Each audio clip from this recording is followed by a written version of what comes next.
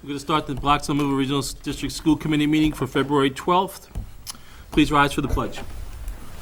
I pledge allegiance To the flag of the United States of America, and to the republic for which it stands, one nation, under God, indivisible, with liberty and justice for all. Introduction of members. Steve Tringali from Millville. Brian Faulkner, Millville. Georgette Jarrett, Blackstone. Griffin Riley, student representative. Eric Eisner, student representative. Wendy Greenstein, Blackstone. Erin Vanaco, Millville. Dave Thompson, Assistant Superintendent. Alan Himmelberger, Superintendent. Bill Chaplin, Blackstone. So we're going to mix it up here a little bit tonight. We're going to start with, if there's no objections, we're going to start with Mrs. Carson's grade 4 and 5, singing God Bless America. However, we are going to move and go over there. They're going to come and stand here. Okay? And then we'll, after that, we'll move forward.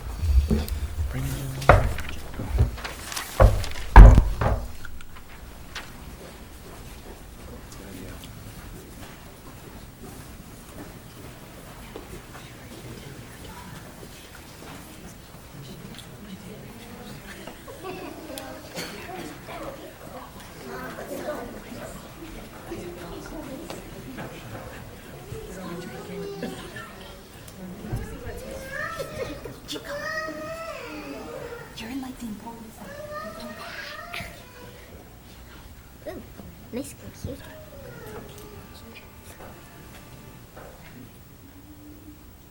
God bless America, land that I love. Stand beside her and guide her through the night with the light from above. From the mountains to the prairies, to the oceans, white with foam. God bless America, my home, sweet home. God bless America, my home, sweet home.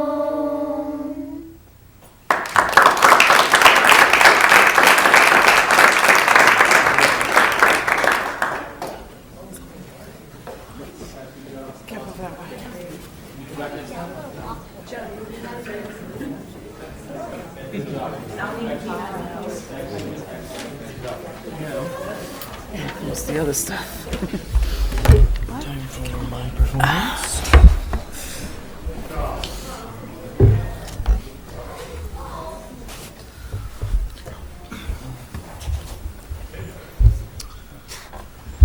I think we're going to move towards Project 351 representatives from the middle school.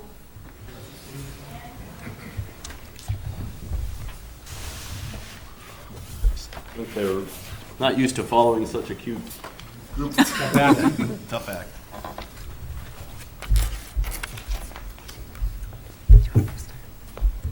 You start. You start. You have it down.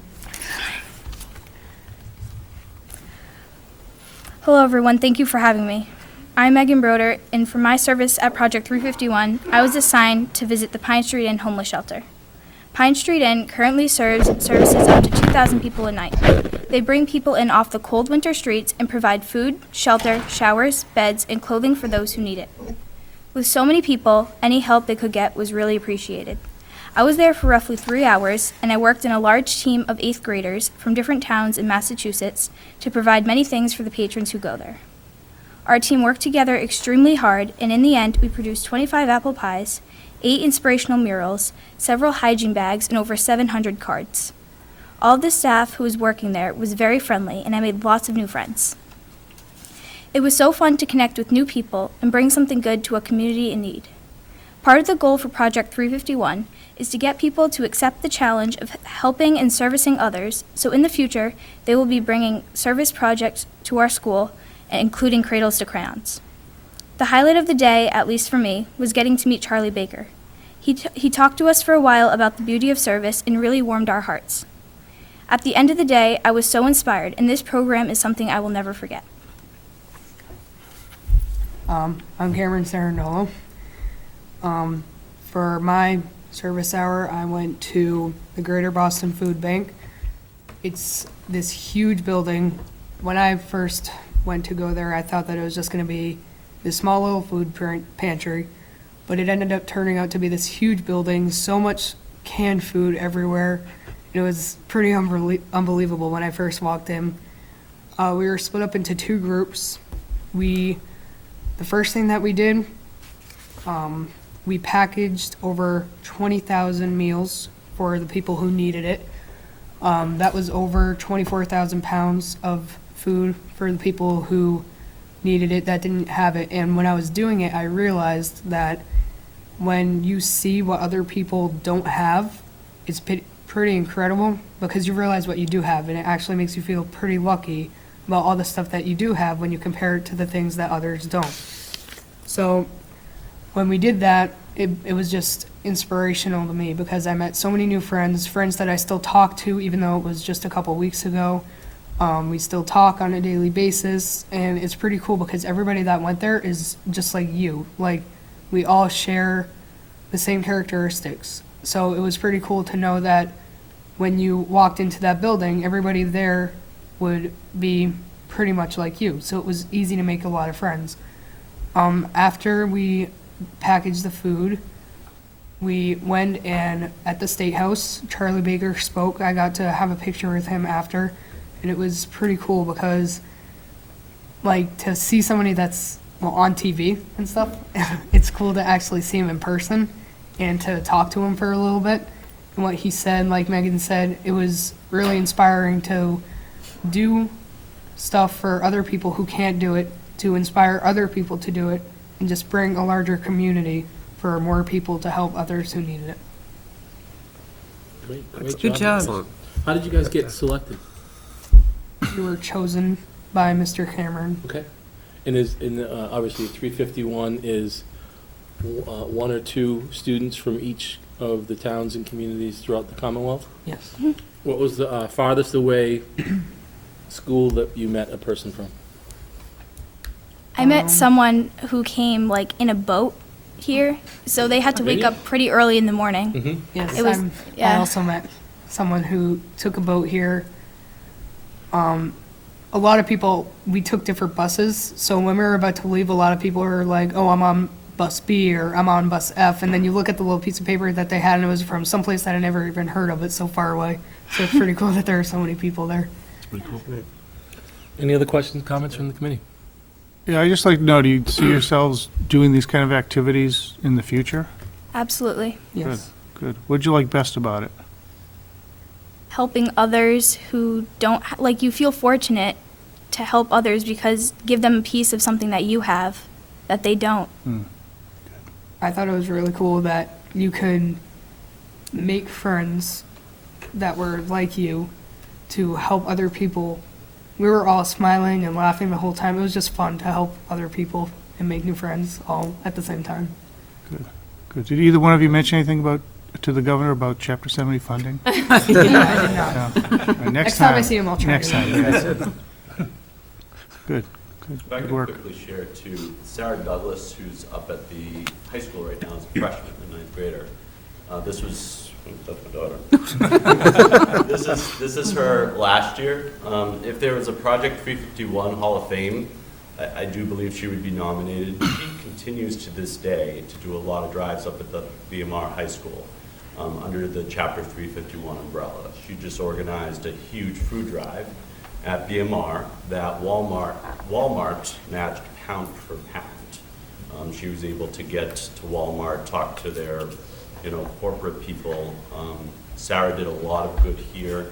One of the things that these two learned was that it's really the promotion or to bring whatever they learned back to their communities, back to Millville, back to Blackstone, and to really empower the kids that they go to school with every day.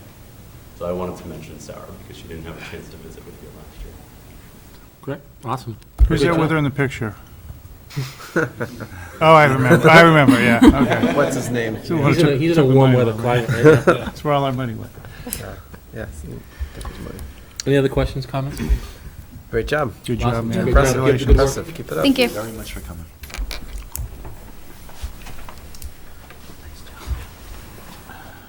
Okay, now we'll loop back up to the top of the agenda. Public forum, if anyone's here for the first public forum. Seeing nobody, we'll move forward with the report of the student representatives, Eric and Griffin. It's pretty busy coming back from our snow day hiatus. We have a lot of stuff going on. One of the biggest things coming up is the Student Council will be sending 12 representatives to the annual Hyannis Conference, which is the big meeting for the Massachusetts Association of Student Councils. 8 girls and 4 boys will be sent, and this is a very important conference to go to because this is where the state elections are held for the 3 officers who will lead all student councils in the state. All the regions meet. It's a huge bonding experience. My greatest memories in student council definitely come from this conference. You learn a lot. You meet a ton of new people. Very, very excited for that to happen. We've all loved it. Got sick last year, but this year will go better. It's a really important learning experience for the people we send there because really it teaches people who have seen Blackstone Student Council and kind of worked around the community. They're able to meet people from all across the state, Cape Cod, Northwest, and really see like how their council works and bring ideas back. And we all go to different workshops, kind of training, and we always come back what they call it the leadership rush because everyone's like, I just want to do something, let's host an event, and everyone who goes loves it. Very excited for that. In other news, Drama Club is starting auditions for their spring production. That's going to be very good. More news about that will certainly come. So, next week's winter break. Kind of felt like we've been on a winter break these past few weeks. Seems like every Monday and Tuesday, but, well, you know. Because April might not be there. Yeah. I'm kidding. I'm going to stay for that part of the meeting. There's that first, right here. NHS had their empty bowl event last night. It was a really big success. The NHS members sold over 120 tickets at $7 a piece, and the money went to the Blackstone Food Pantry. So you can do the math there. It was pretty good. We served 3 different kinds of soup. I had my hairnet on serving the soup. Italian wedding. There was a vegetable and a broccoli cheddar soup. It was good overall. The chorus and the jazz band played. And some of the bowls weren't finished. The NHS members go into the art room and make the bowls out of clay and whatnot. And some just didn't get their final firing. And when they will be completed, they'll be distributed shortly. And yeah, back to you. Principals Council convened today at the high school. And the main subject of discussion was the annual Band-Aid event, which is where bands from around the community play. Tickets are sold. It's really fun. The proceeds go toward the senior scholarships at the high school, and those are obviously very helpful for kids in their future. We're actually looking for community bands, so if you're a community band and you would like to partake in the Band-Aid, see a principal's council member, and if you act soon enough, we'll see if you can qualify, and it'll be a fun night. In standard band news, our chorus, our jazz band, our winter percussion, our winter guard, our woodwind choir, and our brass choir, and both wind ensemble and concert band have been practicing often and even over break for some of those ensembles. Very excited for what's about to come. Some winter productions are that February 21st in Dartmouth High School in Dartmouth, Massachusetts, the Winter Guard and Winter Percussion will both be having their home show. That's February 21st.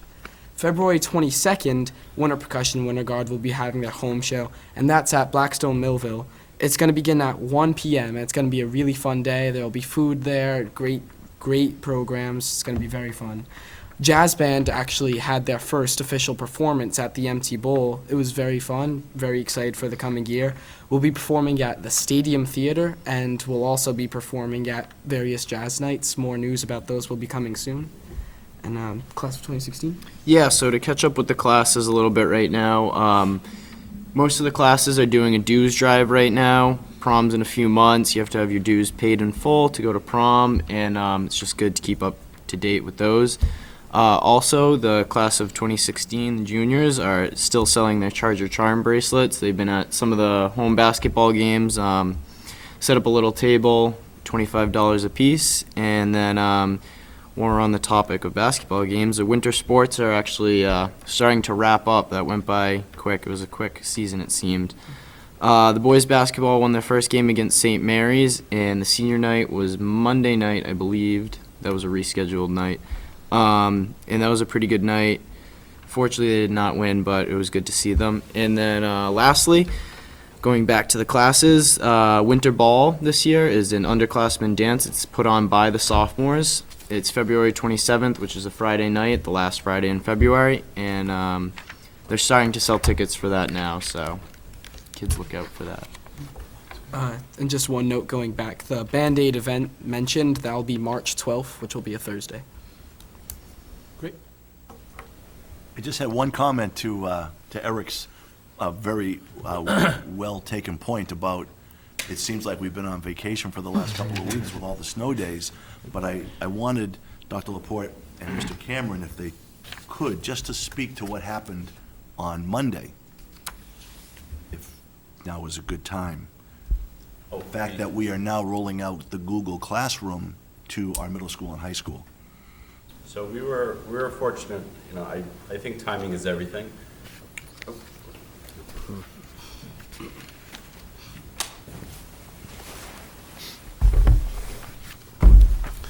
So we were fortunate where, you know, we're in a position, as Griffin and Eric mentioned, that I think even the students have to admit that they're getting a little frustrated at the so many snow days and so much snow.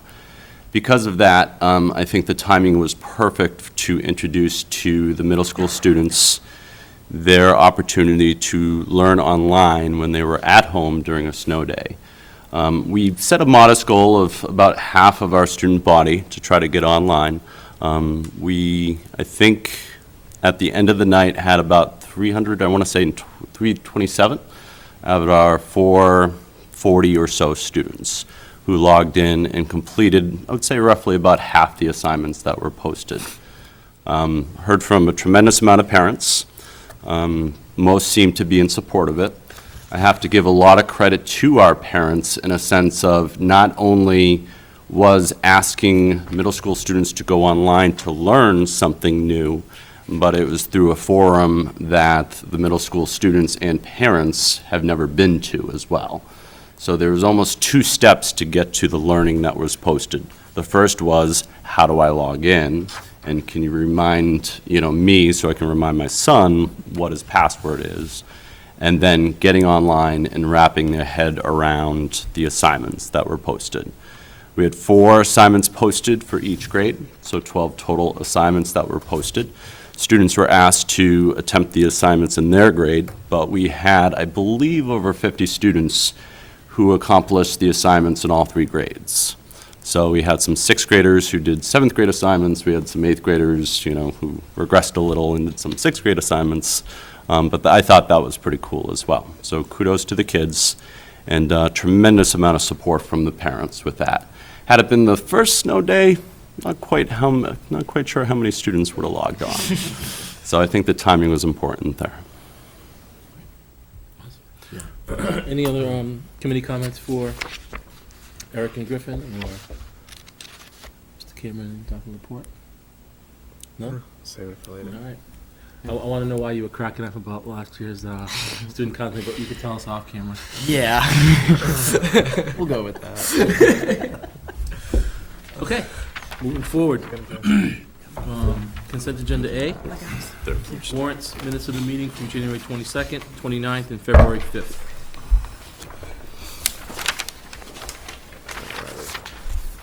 Move to accept the warrant articles. Motion made by Mr. Kingali, I second it. seconded by Georgette. Any further discussion? All those in favor, so saying aye. Aye. Aye. Unanimous. We did presentation, school committee. I want to go over a couple of things before we move on to the report of the superintendent. We've had, I've gotten a couple emails. I know Alan has gotten a couple emails around budget questions and process and so forth. So I'm going to kind of go through a quick kind of layout of the process in terms of where we are now and how the public can access information. So we've been doing this for, it seems like forever, but the past 2 or 3 meetings, we've had presentations here. Some of them were on TV, some of them were not on TV. Every one of the packets that were presented each of those evenings regarding the budget. As all of our packets since October are up on the website. You just click on the agenda, under the school committee minutes, under the agenda, and the packet that we have in front of us, you'll be able to view. So we've seen special education, we've seen elementary schools, and tonight we're going to be seeing the middle school and high school presentation. We also saw technology. And technology and curriculum, thank you. So those are up on the website. If you're interested in FY15 expenditures, that's also on the website under one of our meetings that when we went over it. But if you would like, you could always contact the superintendent for a hard copy. We're not going to email that out to anybody. And I have to stress that we're in the initial draft stages of our FY16 budget. So at our open public hearing in a couple weeks, you'll have a complete packet of where we are in the initial draft that's based on a needs-based budget for the school district. So I hope that's clarifying. We're trying to be as transparent as we possibly can. It is in flux right now in terms of the initial draft version that we're in right now. But everything is on the website. If you can't get to the website and you want a hard copy of anything, all you have to do is contact the superintendent's office, and we'll be happy to get that. So you might have also heard around Governor Baker in terms of cutting, 9C cuts and so forth. Superintendent Himmelberger is going to be going through the 9C cuts, but one area of the cuts that we've gone over a bunch of times here is the increase in transportation funding. And the way that is going to work is Blackstone, their last 3 assessment payments, is going to be reduced by $117,000, and Millville's last 3 assessment payments of the year is going to be reduced by $48,000. That's the increase that we got from last year's transportation increase that we committed to over the summer to give back to both of the communities. So there are some other things in terms of the 9C cuts that Alan will go over later on in the meeting. But you can still email us if you want, if you have questions. However, the best way is to go, all the information is up there. The information that we have is up there on the website for you to access as well. So, am I forgetting anything? No, okay. All right, moving forward to the report of the superintendent. Thank you very much, Mr. Chairman. I just wanted to skip down from student activities because we have a lot of folks here tonight. We have principal of our high school, Mr. Dudek, and the assistant principal, Mr. Ducharme. We have our athletic director, Ms. Tosti, and our music director, Mr. Schaefer. And we have our principal at the middle school, Mr. Cameron, and our assistant principal, Dr. Laporte. And much like the format of the last several meetings, they are going to present to us the needs that they are looking for. And as Mr. Chaplin mentioned, a lot of the dollars are still in flux as revenues become more solid. As we spend down FY15, there are some lines where we have money. What we would use that for is to purchase items that we are planning to purchase for next year with this year's money, thereby reducing the budget requests for FY16. So, and we have a lot of other timely things to discuss, one being the school calendar, and certainly, as Mr. Chaplin referenced, the 9C cuts that are going to have an impact across the state. So, I'm not sure if you have any preference in terms of who we listen to Not at all. First, but maybe we have Mr. Cameron and Dr. Laporte come up to discuss middle school requests and the needs for the middle school, and then we could have the high school present along with the extracurricular activities. Sounds good. There's a hard copy in the manila folder of the, as well as online, of the requests for the middle school.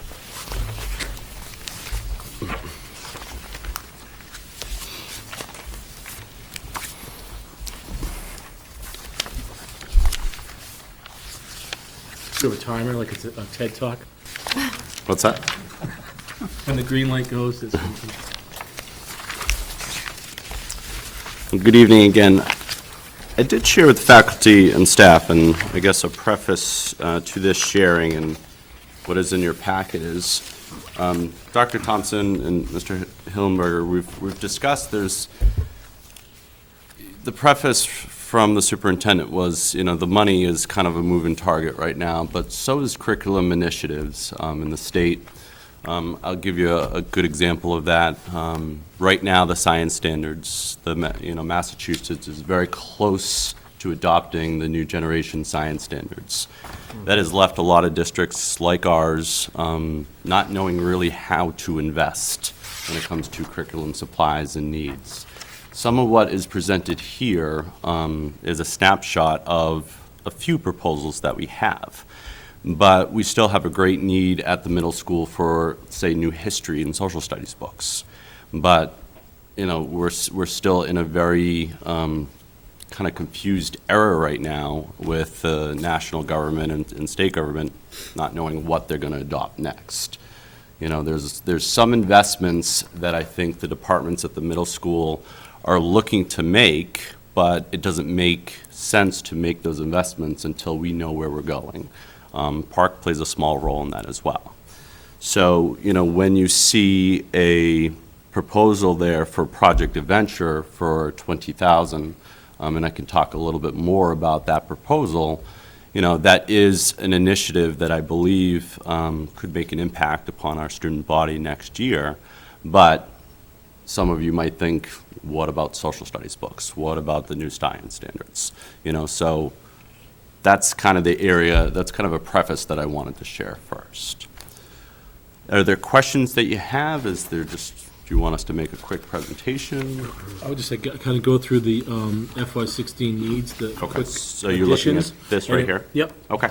And then however you want to go forward, it's fine. Okay. So the only staffing that we're currently looking at, I should say publicly, we very much sit here in support of the current staff structure that we have at the middle school. I think you have heard me for 5 years running now in supporting the team concept that we have here at the middle school. That teaming component is very necessary to drive our middle school philosophy. So all the staffing that we currently have, we're looking to support that.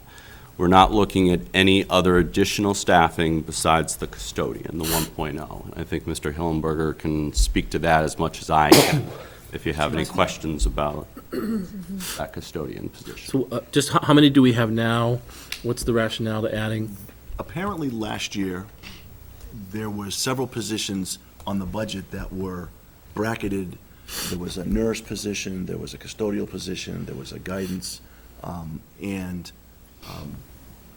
this building really does need 3 custodians. And the third custodian historically was a floating custodian to allow for coverages at other buildings, which gave the district a lot of flexibility. And I think it's a position that should be restored and certainly moving forward, because I see firsthand what we're up against this last several weeks, because we do a lot of the snow removal So right now, there's 2 currently? ourselves. Yes. Is the floater here now or no? Yes. Oh, the floater is here. We also have another situation which is contributing to that line because of, we have someone out. So, Are there 2 during the day or 2 at night, or how are they one deployed? during the day, Okay. correct? 1 during the day here, And 3 at night. 2.5 at night. Yeah, 2.5 at night. Right now, currently 2.5. The one who is out on medical leave is a 1.0, but half of his, a 0.5 of that is floating. Okay. So that, I think, to make the line balance and to go forward with the proper staffing, that's what is recommended. And that's the only staff position currently that the building needs to make official. And then certainly what you see here is, as to Justin's point, the middle school has an awful lot of needs, but they'll probably be in the near future. So I'm just trying to make it clear in my head. Right now, there's 2 full-time custodians plus the floater. Yes. Then it'd be 3, 0.5. 3.5. 2.5 plus the float. Or 2.5 plus the float, okay. Correct. So next year, you're proposing 3.5 plus the float. No, the 0.5 is the float, isn't it? Yes. Yes. Because This they're 0.5 requesting 3.5 for next year. Right, that's what I said. Right. Oh, okay, 3.5 is the float, okay. But the float is here now, Yes, all the time. yes. So what's the model gonna be next year with that float person? Will that person be available? Well, we for the have to other make schools? sure that we staff the building properly, but depending upon who comes back on the leaves Mhm. now. So there would be 1 during the day and 2.5 at night. And that 0.5 additional would be available in other buildings if needed. And I believe that was how the model worked in the past. So what do we have in terms of custodians in the buildings right now? So we have 2 and a floater here. Yep. At the high school, you have 1 during the day, along with the groundskeeper, and then you have 3 in the evening, I believe. Complex? At the complex, you have 3 in the evening, 1 during the day. And at Millville, you have 1 during the day and 2 in the evening. And this custodial staff is a very strong staff. They work well as a unit. They give us a lot in return, and the care that they give to all of our buildings is above and beyond. So I can't say enough about them, especially after the last few weeks.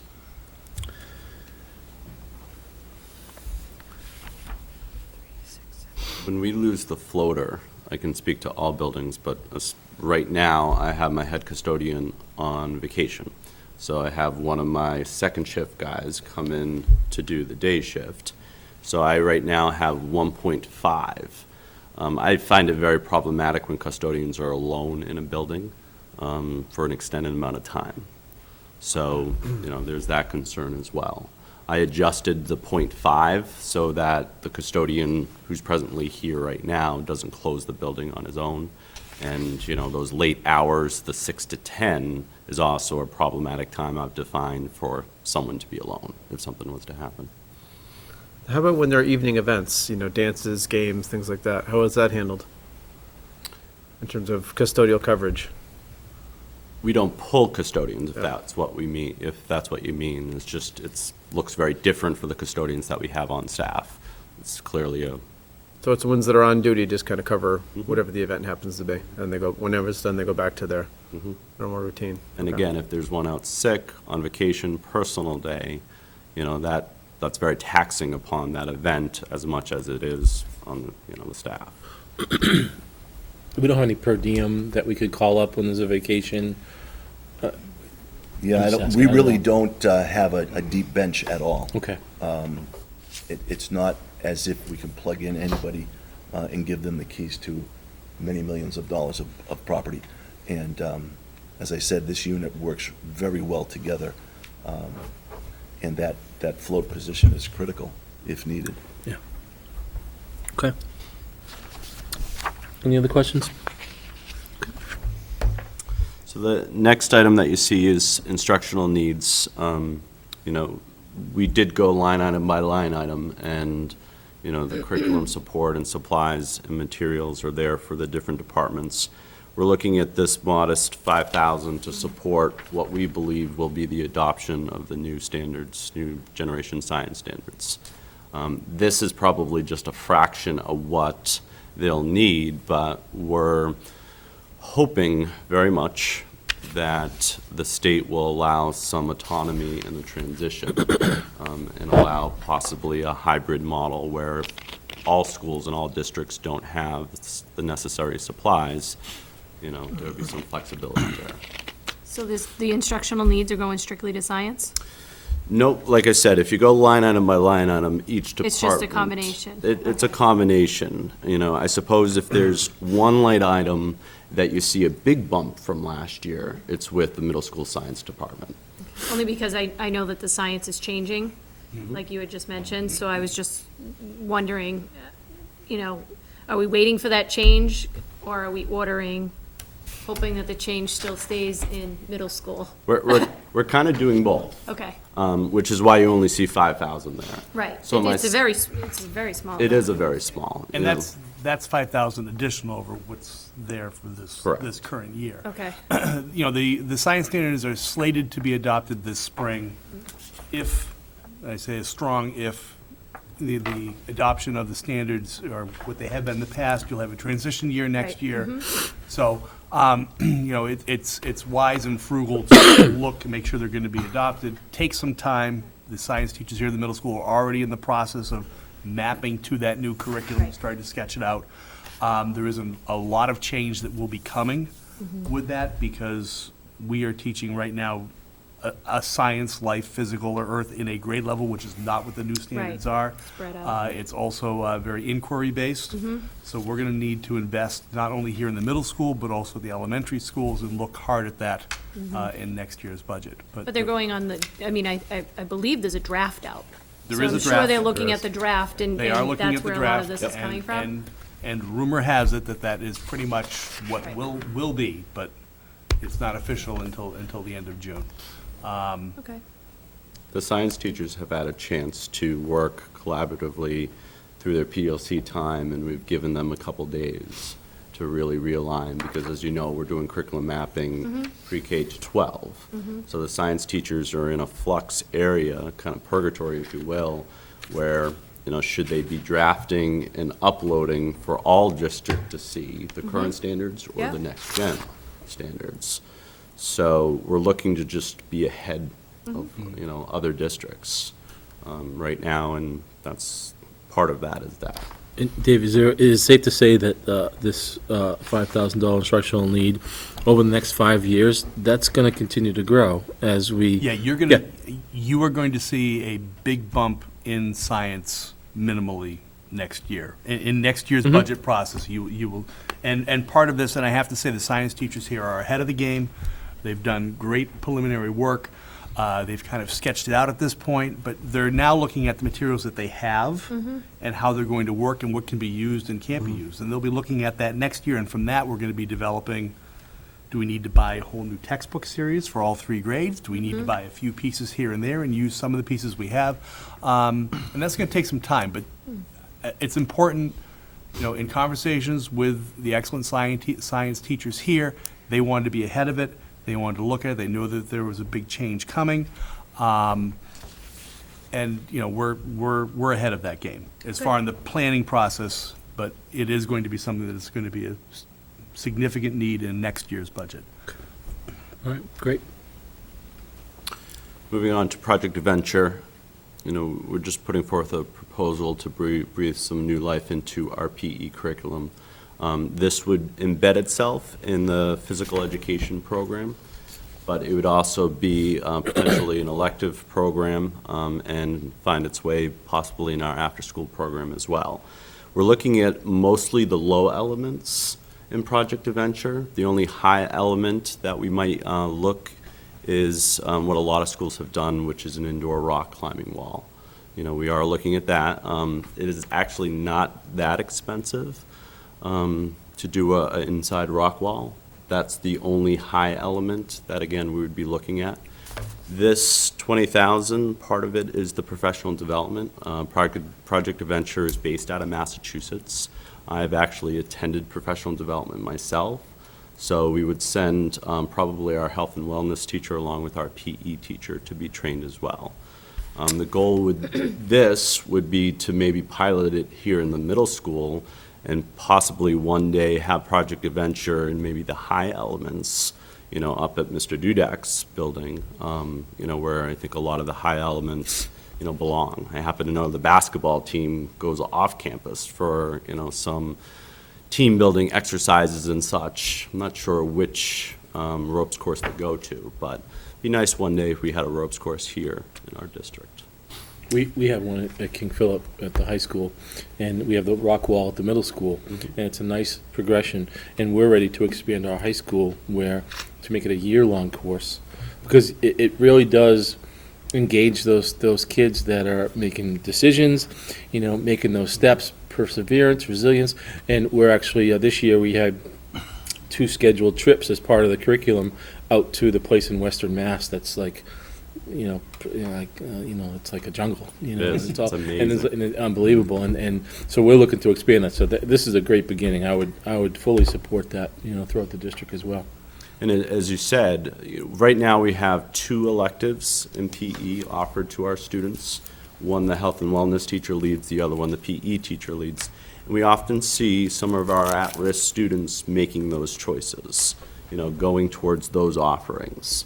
And right now, it's just a little bit more of the curriculum that he's doing, but if there is, and she's doing, with the Project Adventure elements, you have students who may be a little bit more at risk, and if they're risk-taking in a very natural way, they find ways to really be engaged.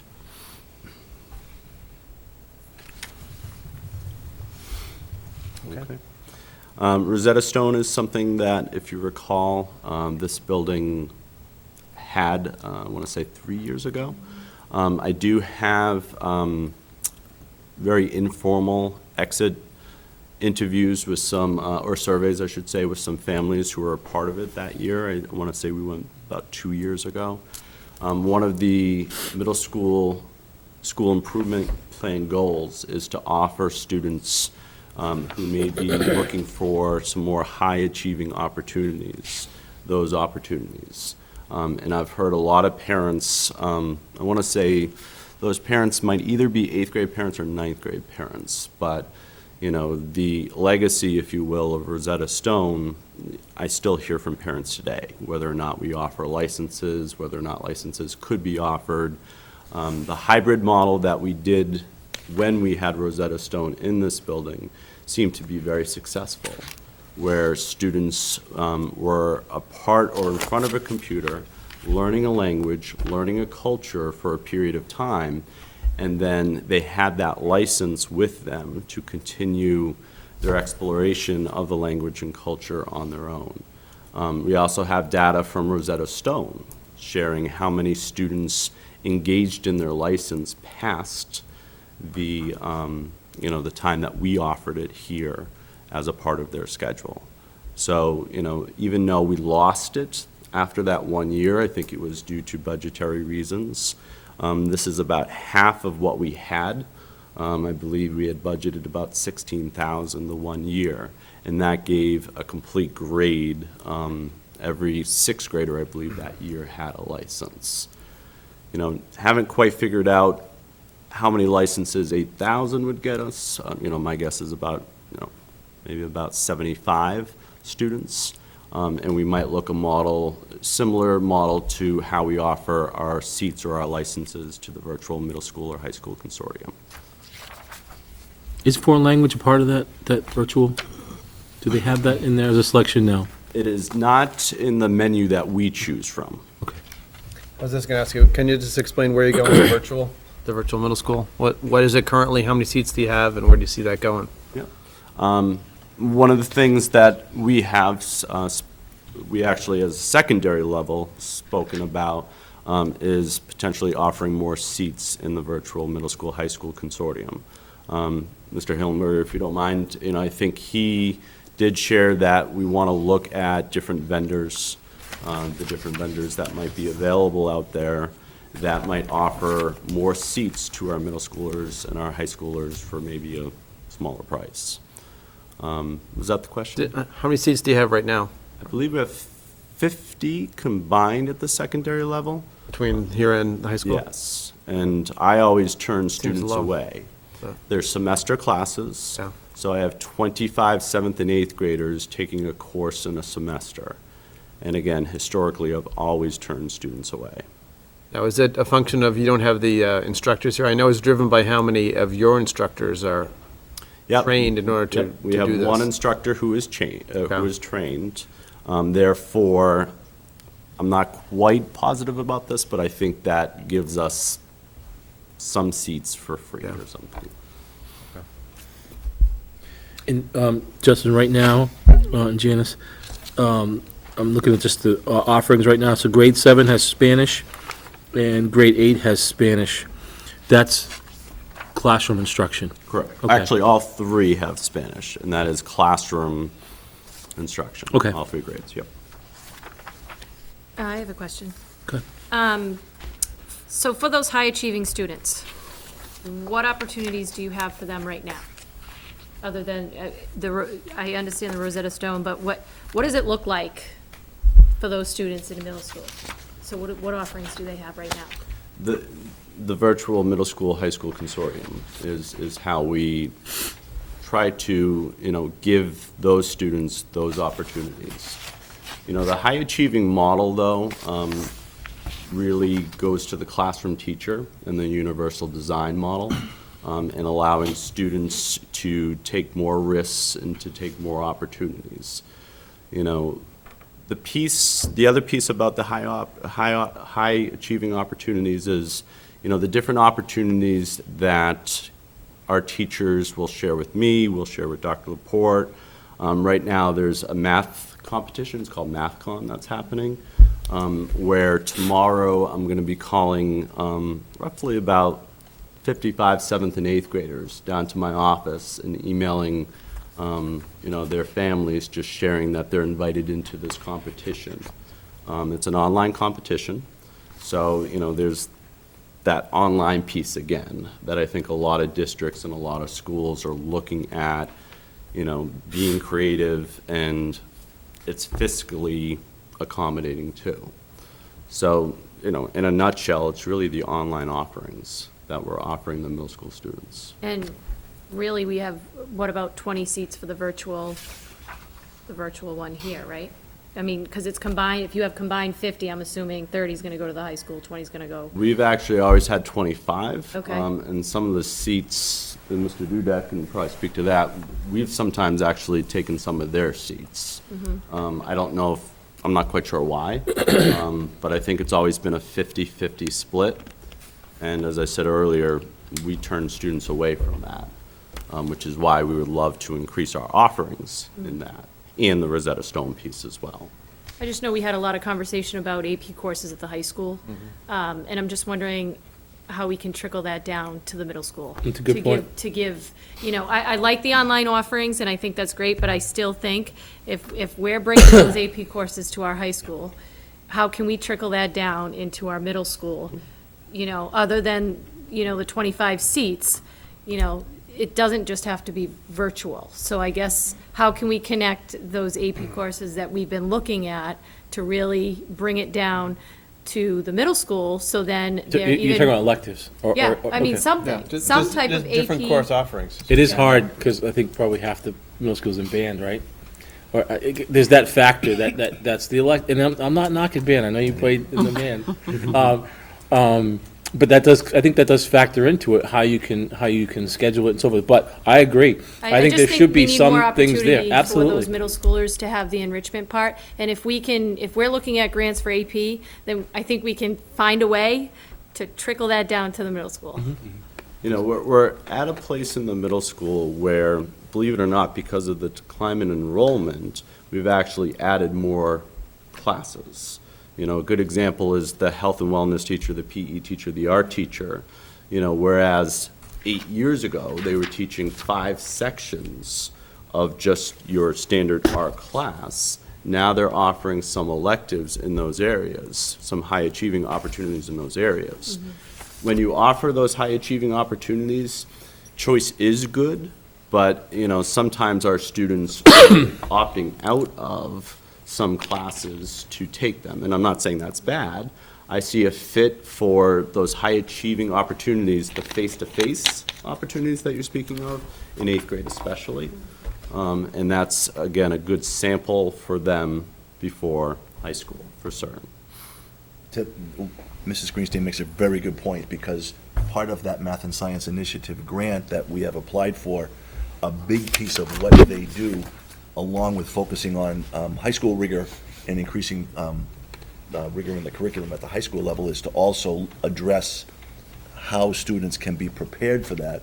And it obviously starts with pre-AP courses and aligning the curriculum vertically so that kids are challenged through middle school, so that then it's an easier flow to get them excited about offerings at the high school.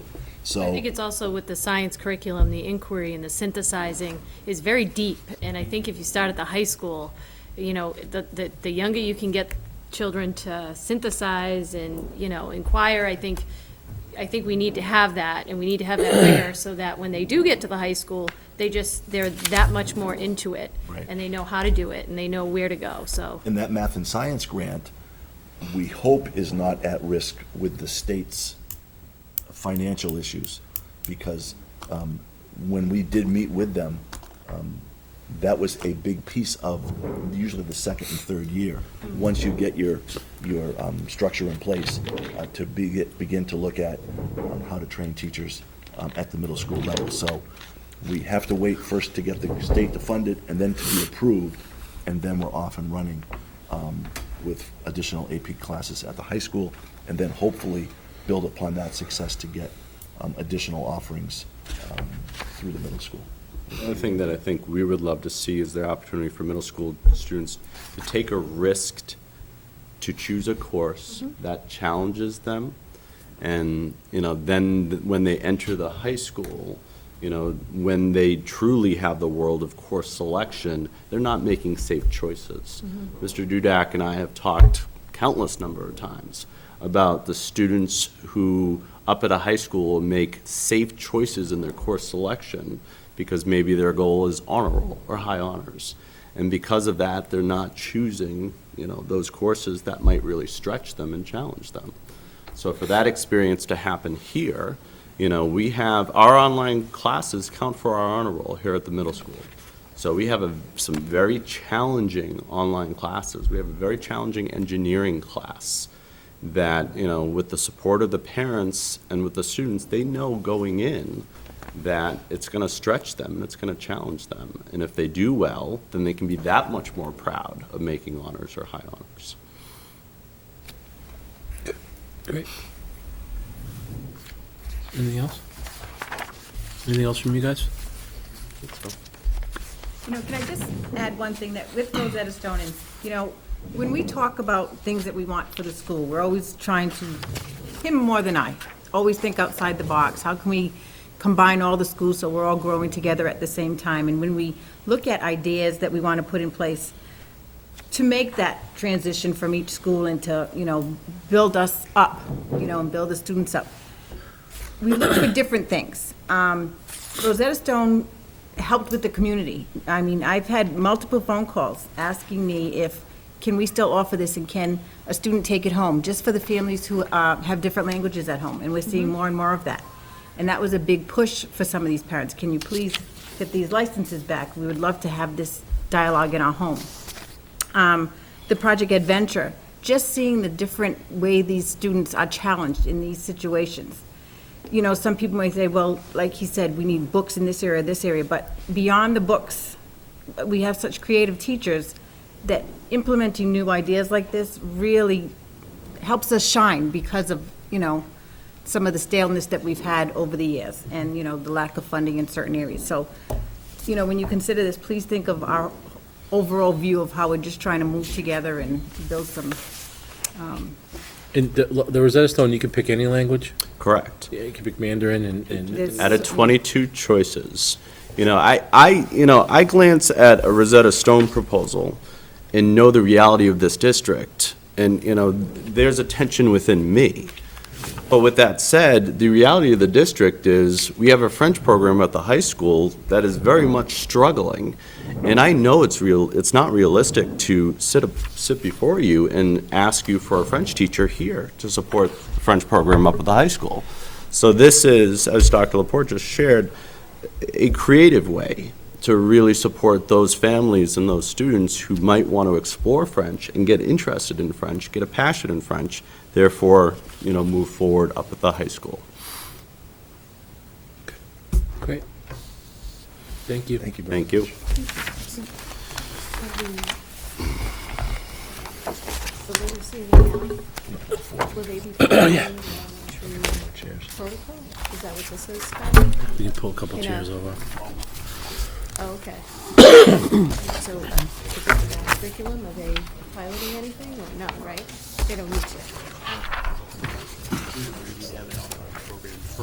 Right. They're gonna partake Okay.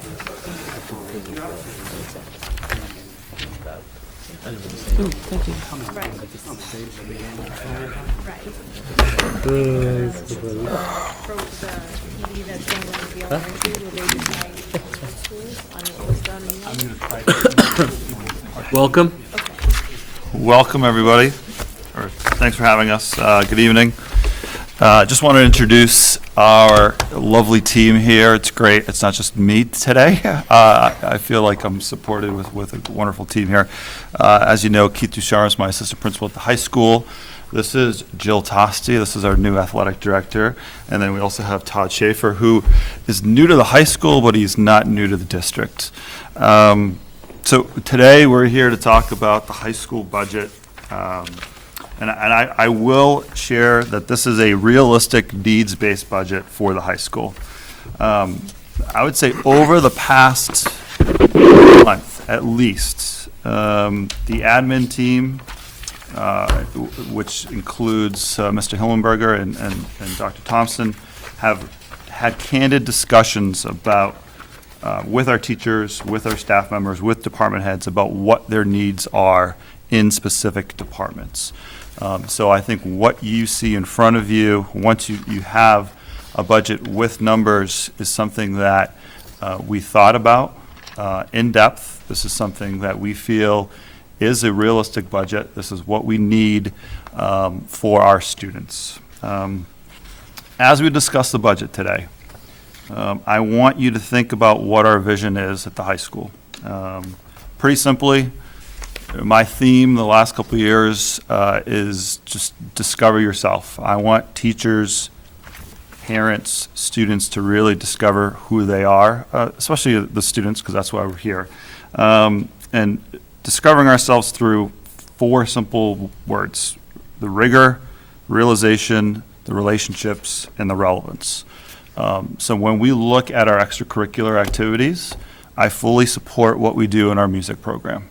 And Todd will be talking about what he needs to have his music program run and be successful. Jill Tosti will be talking about the athletic budget and what she feels that she needs realistically to have an appropriate athletic budget to run the teams that she has and to make it as appropriate as possible. Keith and I will be talking about what we do for our departments and what our real needs are. So again, let's just think about the rigor, the realization, the relationships, and the relevance, and what we're trying to do in discovering who we are in our building. Big topics today is looking at what we have for added positions. Something called the library media specialist. I brought this up last year. This was something that we didn't bring forward for this year. We felt that we needed to keep teachers in front of our kids, so the library media specialist, communication specialist was something that we cut or didn't add in our budget. I am looking for a library media specialist at the high school, as well as helping our teachers at the middle school and elementary school with the data and all that technology that we have in front of us that we may not know how to use. I would like to propose an addition in our science department. We have 4 science teachers in our building of 450. I think that's caused a lot of limitations in terms of what our kids are taking for sciences, and I'd really like to get into that a little bit. So let me just talk about science a little. We have an AP MIMSI grant that's out there. We are considered a finalist for this. I hope that we become a MIMSI school. There's a lot of opportunities, not only to add sections of AP classes, and we're looking at AP Chem, we're looking at AP Physics, we're looking at, as of today, we're looking at AP Stats. So those are three key ones, along with adding more sections and more students to want to take AP. I know that you had a representative from MIMSI, John Smolinski, who came out, I'm sure was a wonderful presentation, but his analogy for an AP level class to me really makes sense. An AP level class is equivalent to a college level course. So if our students, which currently right now we have 10% of our students are taking an AP level class, the question to me and to everyone is, are our students prepared for 5 freshman level courses when they get to the university, which to me is equivalent to an AP level class in high school? I would rather have kids explore, be able to experience a college level class in high school, go through the heartache, the struggle, the perseverance of a rigorous course, and do that in high school where I feel that there's more support for those kids than they are when they're freshmen and have 5 classes in front of them, and they're pretty independent and get up when they want to get up and go to school and class when they want to go to school and so forth. So that AP level piece I think is really important. The reason why I feel that we need a science teacher in the building is one, I don't feel that enough of our students are taking chemistry. Right now, at one point, we did have 5 science teachers, or we had 4.6 when we had an athletic director who also taught science. We never replaced that science teacher. And Mike, what's the track right now in terms of the offering from a freshman to senior? So, and this is an interesting point because we're looking at changing our science sequence. Mm-hmm. The majority of our freshmen, so 75% of our freshmen take a Bio 1 class in their freshman year. Then they go to Biology 2 in their sophomore year. That track to me doesn't work because when they get into their junior and senior year, they're extremely limited with the courses that they can take. They could take a chemistry in their junior year and then a possible anatomy elective or physics, but because of the 4 teachers that we have, we're extremely limited with the amount of sections that we have in chemistry. Right now, we have, I believe, 4 levels of honors level chemistry. So that CP student who took 2 years of biology, really, they're not taking chemistry, or they're not taking the appropriate level of chemistry that they should have. So we had to cut our CP level, or it's equivalent to a CP level chemistry, or we're pushing them into an advanced level chemistry that they may not be prepared for. And we do have 2 sections of chemistry. It's chemistry 1 and chemistry 2. So what we're looking to do for a new sequence for next year's freshmen is have 75% of our freshmen take biology. That's it. No Bio 1, no Bio 2, biology. 1 year of biology, so that when they get into their sophomore year, they're taking a CP chemistry class, or they're taking an advanced chemistry class, or an honors level chemistry class, so that they're prepared to take AP chemistry in their junior or senior year. This, to me, helps with students that are looking to go to 4-year schools, that are looking to go into medicine or in the medical fields, and want that chemistry class, whether it's CP, advanced, or honors. And the only way that's going to happen with the AP initiative is to have a 5th year or a 5th teacher in our building. Because if we don't, we're going to be able to offer 4 sections of chemistry, again, with a school of 450. And currently we have 1 section of physics in our high school building, which to me does not make sense when we're looking in a world of engineering and technology and science, and kids like science. So that's something that I think is really important, that we get a 5th. The 5th person would teach what? Is that in flux, or would they teach? Well, we are looking for, ideally, we're looking for a 5th teacher who has a background and certification in chemistry and or physics, or a general science certification, so that they can teach a chemistry or physics. I have enough bio teachers in our building.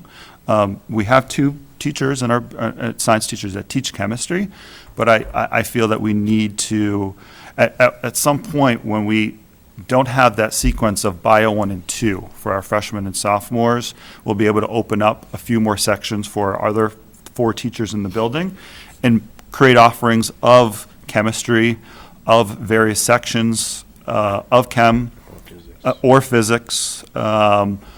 Also offer the AP physics class or or an AP chemistry class or an AP bio class or even an AP computer science course, which is something that we feel would open up a lot more offerings. Some of us look at just sections. The average science teacher has 21 students in class. We can go and cut one science teacher and, we're up to 24. Numbers are okay, but now when we cut teachers, we're cutting sections. So my master schedule is full of singletons. So when we had this conversation a couple of years ago of students not being able to get the courses that they want, it's extremely difficult when I look at my French program, and they're all singletons. I have one section of French, one section of French 2, and so on. I have band, which is again, that's a singleton there. My APs are all singletons. It's extremely difficult to be able to create a master schedule where the majority of our kids and parents are happy. By adding that 5th science teacher, to me, is really important. In addition to that LMC person, who I feel is extremely important in allowing us to be able to figure out what we have in terms of research and technology and having students be able to understand, once again, what are primary resources and how can they use that. Because a lot of our students come in, they get online, they have all the information in the world, but they don't know that Wikipedia may not be a primary research-based educational piece of research. Never mind looking at copyrights and plagiarism. You have carts as well? We do have a few carts. Okay. So social studies, we have iPads. I believe we have 30 iPads that were generation 1 or the first generation iPads. We have a few Chromebooks that our math department is piloting. And again, when we're looking at Google Ed and we're looking at peer editing and everything that's out there from a Google world, I think that's really important for us to look at Chromebooks, which I'm sure Dr. Thompson will be talking about at some point. So in terms of positions, those 2 are ones that I would love for us to be able to look at, examine, and think about what are the needs of our students and how do we get them to where we need them to be.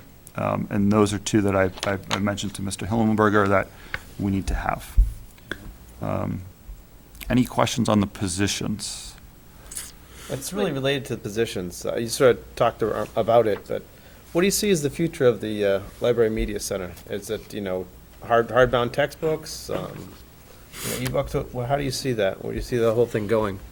I know it's global. I know it's a... Sure. I think if you go into our library, or the room dedicated as our library, I think you would say that it's a traditional room with books that are sitting on the shelves. No one takes them out. We have about 14 to 16 computers. 14 computers.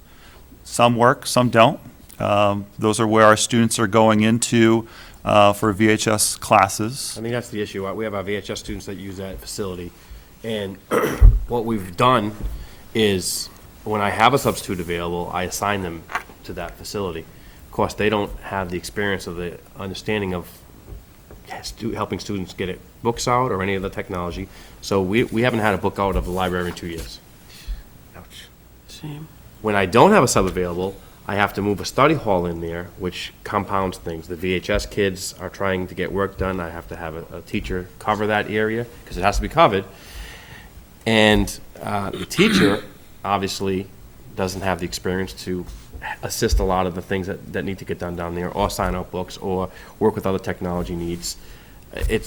it's been a puzzle every day. Every day it's a puzzle, I'm gonna be honest. Every day could be, Todd could be in there one period, Jill could be in there one period, a sub could be in there one period. I have to have it covered because I can't leave the VHS kids alone. Not that I don't trust them, but if, if anything would happen, we need to make sure it's secure and safe because it is an open facility right in the main part of our building. So it becomes difficult. I mean, Is the vision to get rid of the books?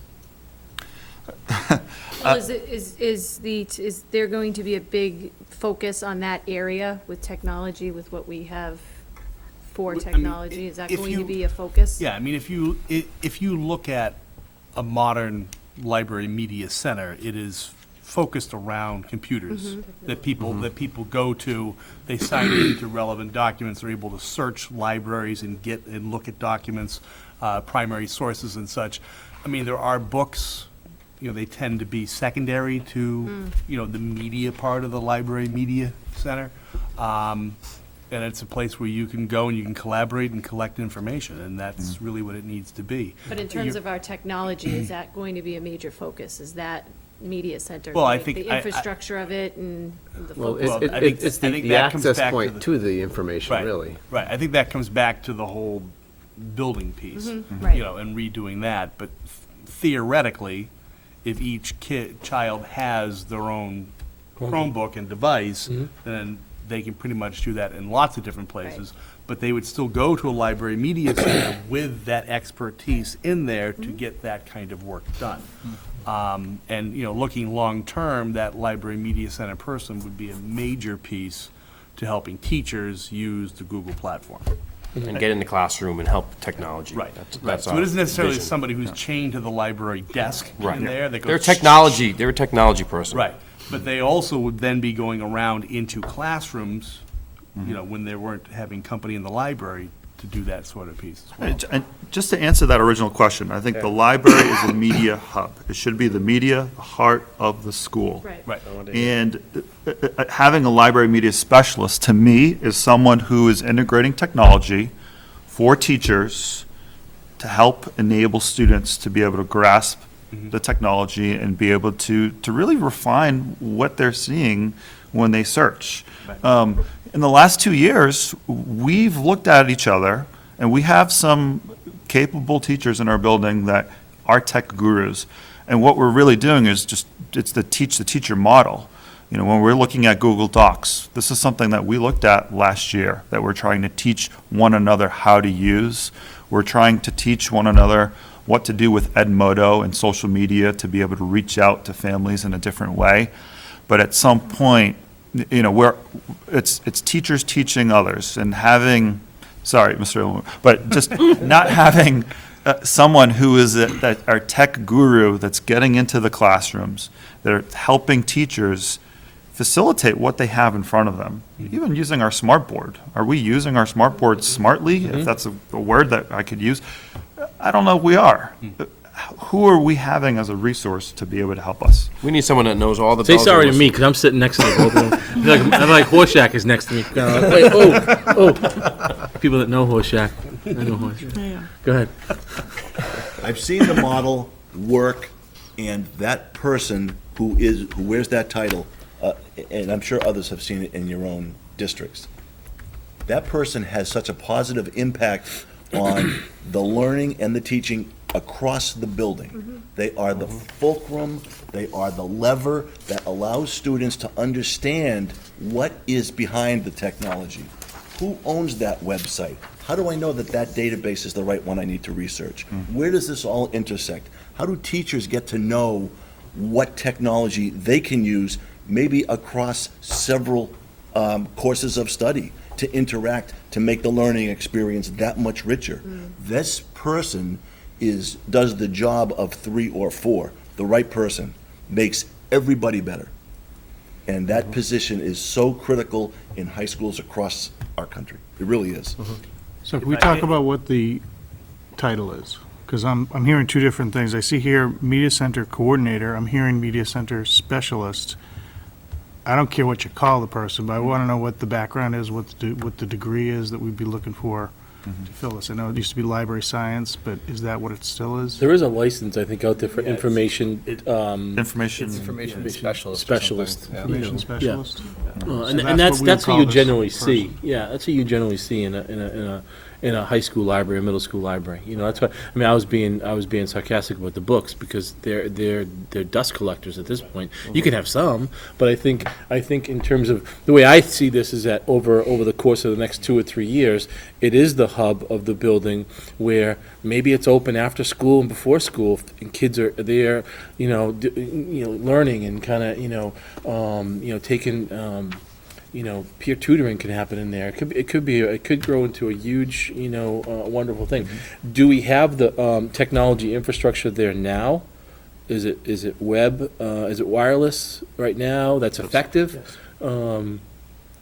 That'll be something we'll have to kind of think about as well. Because that is a topic we've discussed with Mr. Gonzalez about really bolstering the infrastructure, wireless infrastructure in the entire high school for that specific purpose.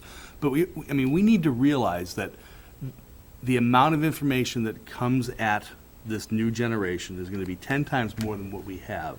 All right. The reality is, I spent 3.5 years finishing a doctoral program at Northeastern University. I actually physically walked into that library once.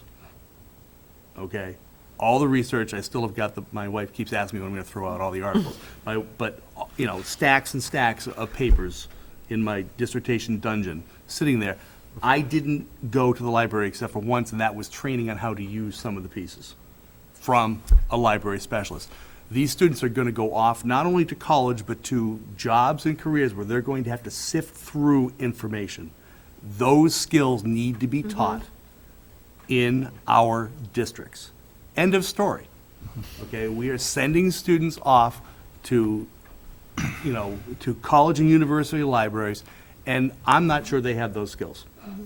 So they are going to have to struggle in their freshman year or in their first jobs, okay, and have to learn that on the fly as opposed to having that taught by a skilled person in our district. Okay? End of story. And that's what needs to happen. That's why it's a key point in the NEASC process, is because that skill and those set of skills to decipher information, collect information, sift information, judge whether it's worthy or not, all those skills need to be taught, and they need to be taught across the board in the content area, and that's what this person will do. Other comments, questions on this topic? I think it's a good starting point. I think it is a must. I think it has to trickle down to the middle school, because I think this area isn't used as much as it should be. Elementary schools, I think they have library time where books are more important, but I do think that we have to start here, and I think it has to trickle down here, because the reality is these middle schoolers know how to get information. And whether it's correct or not, they know how to get information. It's the etiquette, right? Yeah. Even social media. Yeah. We put what on social media, and are we properly teaching anyone? What do we put on? How do we sift through the information? And we have the information in our hands. It's what do we do with it? That's the scary part. And I think that's why we need someone. And I'm not saying that this is a high school position.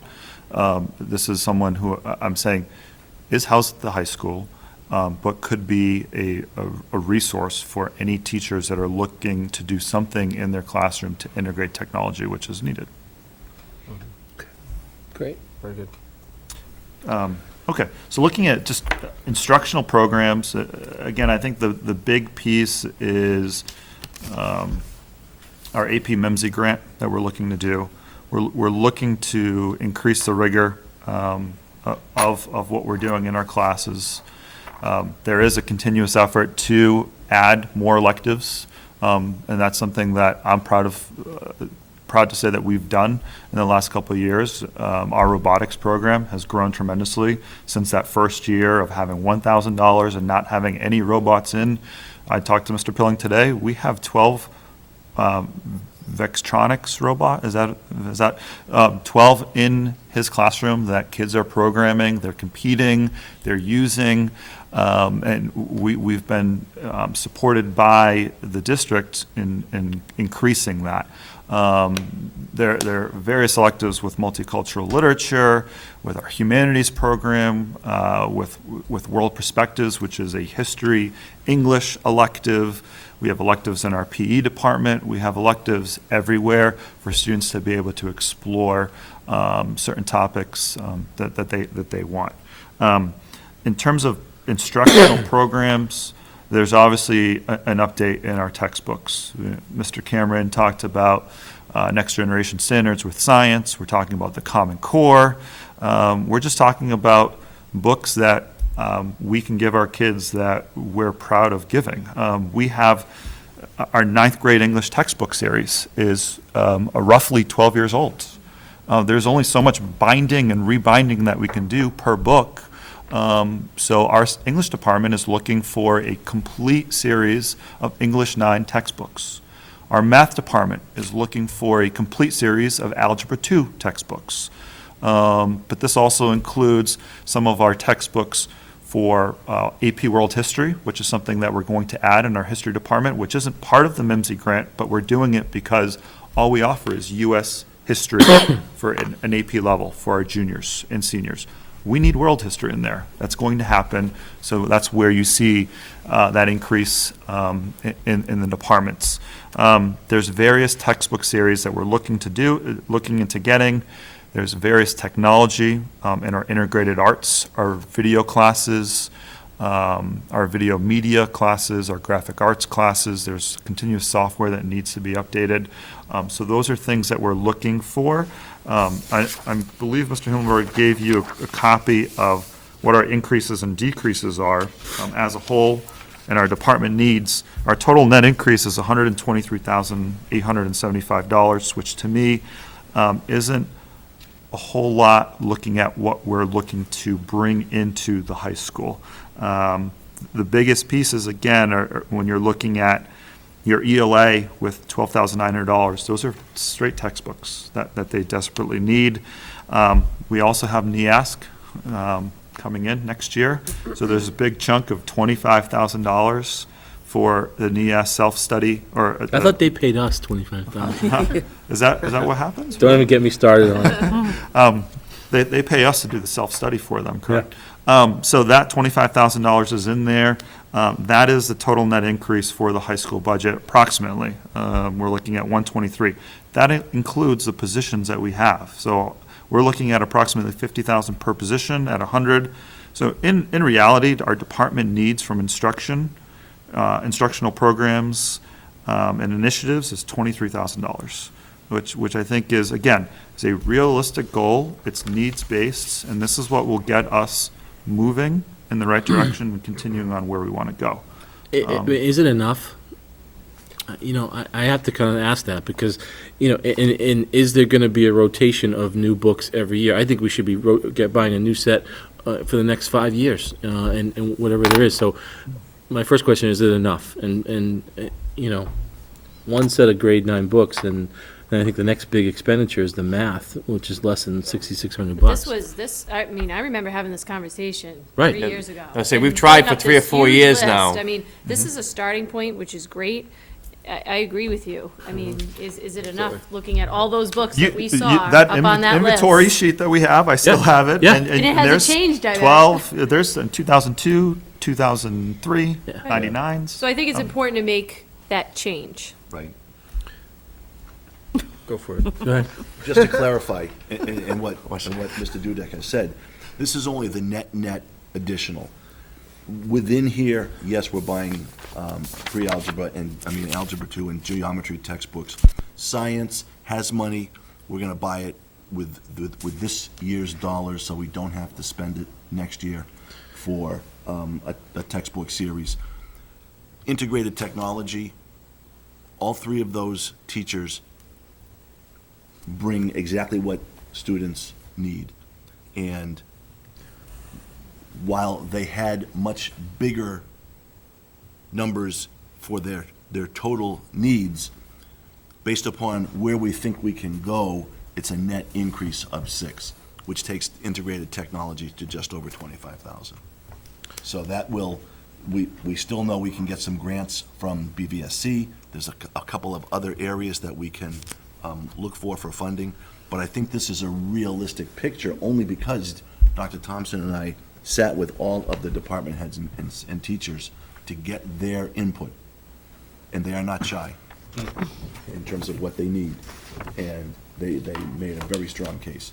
And again, this is incremental steps, but along with that math and science grant, which is a key piece of the infrastructure here, then I think that we're moving in the right direction. So we can't move the 25 grand up here into books? That would be wonderful. That unfortunately is a one-time No, I fixed know, I cost, know, that, I as we know, all I know, know, I know. has been debated across the state as to its true validity in this day and age. But it is what it is, as that famous coach said. So, I think it does represent a realistic representation from the department heads, because we asked and we sat and spent a long time going through it. I mean, and there are some huge initiatives with this AP and adding all the sections, and the one big thing for me, not only are the sections and the drive to have that rigor, but it's also the professional development for our teachers. I mean, looking at a world's history teacher to get AP trained in Vermont costs $1,500. So with this grant, we're going to be able to train any teacher that's teaching AP or pre-AP classes for the cost of what the grant is. So if we have 15 teachers being professionally trained and being certified in that, I think that's a phenomenal thing that will trickle down for instruction with our freshmen and CP level classes. I mean, those are best practices that are occurring in those training sessions, and I think that would be phenomenal for all of us to be able to experience that. I sort of echo what Bill said. Is that enough? In our family, we're just starting the whole college process. And one of the first things they ask you when you visit a college and you're talking about your transcript, what and how many AP courses have you taken? Which that's ahead of SATs, ACTs, all that type of stuff, because that proves you can handle college material. So that truly is one of the first things they ask. How many AP courses have you taken and what are your grades? And I wish that those conversations with parents and students happen earlier, because there is a trend that still frustrates me after 3 years, that students choose to take classes that they are more comfortable with taking, or choosing to find classes that they can get the healthy 85 to 90 to make the honor roll, and not take the AP Calculus knowing full well that they'll probably get a 78 in that class. I mean, in terms of rigor, I don't know how much we need to stress, and maybe our guidance department needs to stress it more. The number one factor, like you're saying, with students getting into universities is the tier or the rigor in the schedule. Now, adding the sections, which we would probably have about now 8 or 9 AP versus the 4 that we have, will help with the numbers. With the MIMSI grant, we will have an AP kickoff educating parents and students and our teachers that this is something that's needed and our kids need to push. I'd rather have kids get a 78 in AP Physics than to go and take, no offense to anyone, the CP level anatomy class that we have, get the 93, and then feel that they're prepared to take or be a bio major at UMass Amherst next fall. Right, absolutely. You're absolutely right. Yeah, But that push needs to happen. Yeah, Right. though it's a mindset shift. You have to change you of have to philosophy. shift. It is, and it's big. And just to back up, I have a very close acquaintance who works in college admissions, and the first thing they look at is how they've done in the AP courses, because that's standardized. They know that is college level work, so they're looking at the student's ability to do college level work when they're looking at their AP results. That's number one. Number one. So you got to have the offerings, and you got to have students taking them, and if you're serious about going to college and going to a certain college, then that is a primary factor. And we need to, and part of this grant is getting that out to the students and to the community. But that is, if you've got a kid that's a freshman and sophomore, 8th grade, et cetera, that is going to be number one. They should challenge themselves early and often and show that they can do college work. And the more they can do that, the more opportunities they're going to have. Yeah, those AP courses are great. I could tell you a story about a family I know. They took a lot of AP courses. They're accepted into URI Pharmacy, which has a 100% job placement at the other end of it. And they got a pile of money to go to that school. So that one student, their scholarships are probably more than you're asking for all here. That was one kid. We can multiply that times. How many kids can we reach? This is money extremely well spent. Yep. And you have any kid that's going into nursing, AP chemistry, AP bio, you need to be taking those. You're going to get into a nursing program. But again, Highly having competitive. 4 sections of chemistry right now, how many kids are we reaching? 100 students in the building at 25. We need more chemistry, and when we had that cut, or the 0.6 cut in science a couple of years ago, what we quickly realized was that students that had the ability to go to a 4-year school and had the ability to go pre-med or into a science background were struggling in that first year because they didn't have a true chemistry course. And now the fact that the sequence, where 75% of our kids were taking Bio 1 and Bio 2 freshman, sophomore year, to me, part of that was done 8-9 years ago when MCAS came on board and we were trying to prepare our students for the MCAS to do well on that. We're at a point where we need to do 1-year biology so that they have more of an opportunity in our set schedule to take chemistry in their sophomore year or in their junior year. Because chemistry, science is, not having 2 years of biology and then taking an elective in anatomy or forensics or environmental science, I'm not sure how prepared they are for a 4-year school. Right. So that's a need. Any other questions?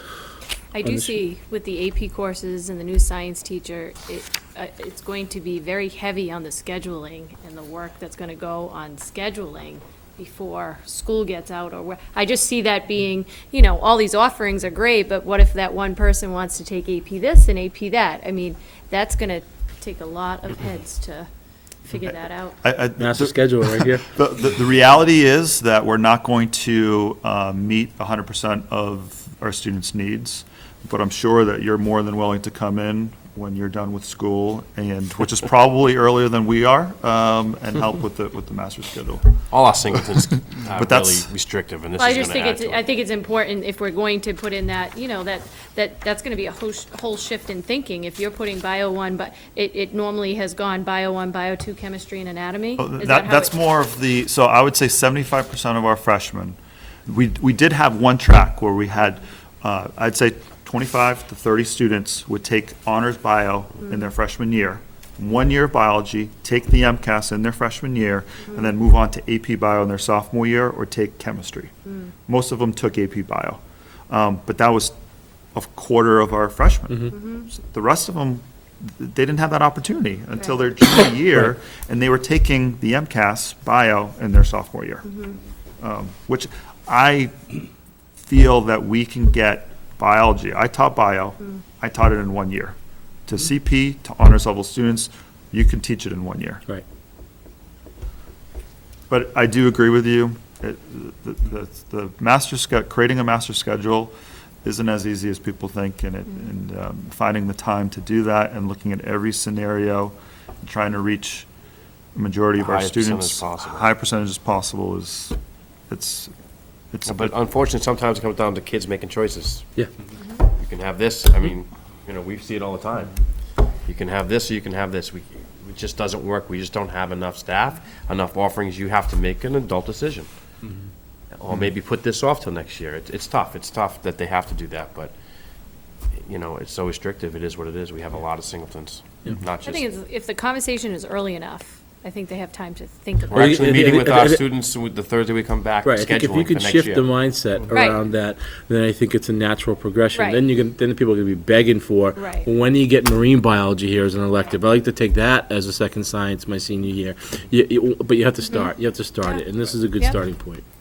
I I agree. And that's where we use our VHS classes, you know, our classes are for those electives that we just don't have. So you see the marine biology, you see the macroeconomics, those are the VHS classes that our kids are taking generally in their junior and senior year. If there's nothing else from a high school budget, I'd love to be able to introduce you to our two lovely. I absolutely Oh. love this. I want to steal it. I might. Copyright. But It should be mailed out. But well, the reality is that's not original. I mean, Middlebury High School. I know. saw some That's of why I the said it was neighbor okay. That's why I brothers, threw it. I'm yeah. going We to need steal to it. sell But it. you have to give someone Middleborough credit. High School. But the reality is that you are embedding those core values right from the beginning around this theme of Charger Strong. So keep doing whatever you're doing with this, because it's unbelievable as far as I'm concerned. All right, sorry, you can jump to the Alexis. So just to kind of fill you in, so Jill Tossi, she's new to our district. The budget that we have this year for the athletic budget, it wasn't hers, it isn't hers. The budget that she's going to present to you is getting closer to what her budget will be. Her and I work closely together and have worked closely on what the budget should be, where it needs to go. So she'll present anything that you would like in terms of purchases, recent purchases, where we're looking to go. Again, with Todd, this is Todd's first budget. You've had Buddy Bebo with the budget presentation for so many years. I will say that for me to trust somebody, I need to feel that they're capable and able of doing their jobs. These two, including this guy here, I have a trust for, and they do a wonderful job. Athletics and music are fundamental for BMR. And this is something that we need to support, because this is something that our kids have and they want. And where we are in this world, having music, having the arts, having the extracurriculars, having athletics only helps our kids strive for more. So what they have to present, I think, is really important. Okay. So I'm We not have the sure president- who Got the uniform. Got the longest ride home. who has the longest ride home. Huh. All right, Jill. Okay. I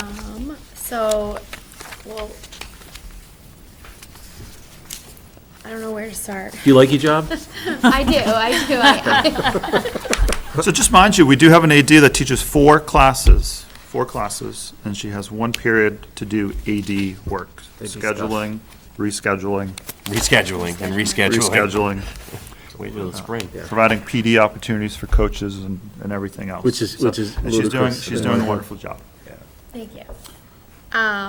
So I'm not sure where you guys want me to start, but I know maybe a big question would be, am I going to be able to spend all this money that was budgeted for last year?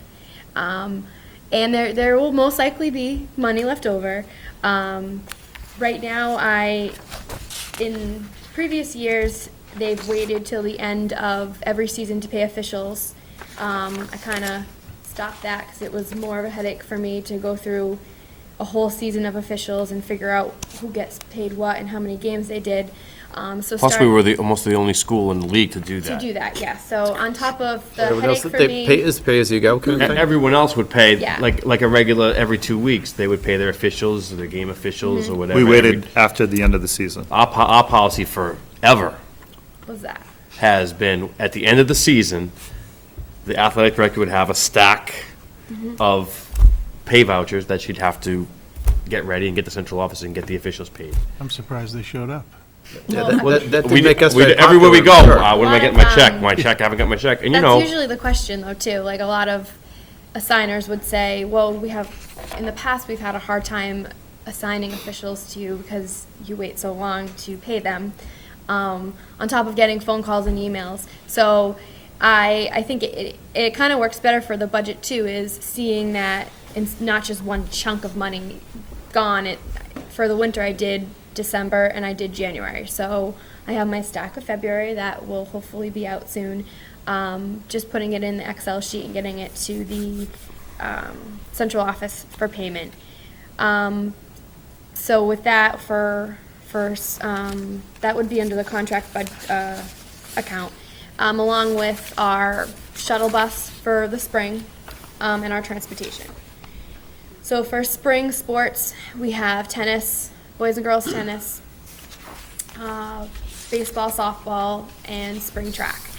So we don't have as many sports as fall, but we have more for winter.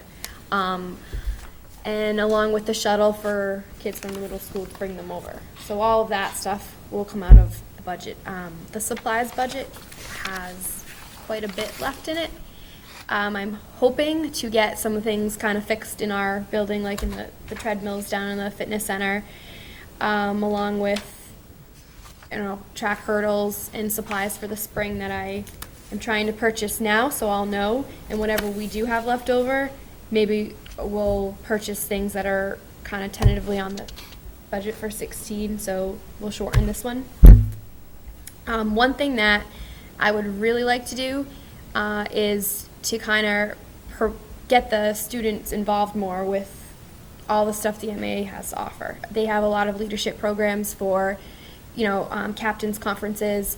I took 4 kids to the Sportsmanship Summit at Gillette Stadium, and they loved it. I mean, Eric Eisner was actually one of the kids I took, and he's standing right next to Bob Kraft, and I thought he was going to faint. But, I mean, it was just such a nice thing that they do so many opportunities for these kids to go, and being able to send them is, I mean, they definitely gain a lot from it, and they can kind of take that with them.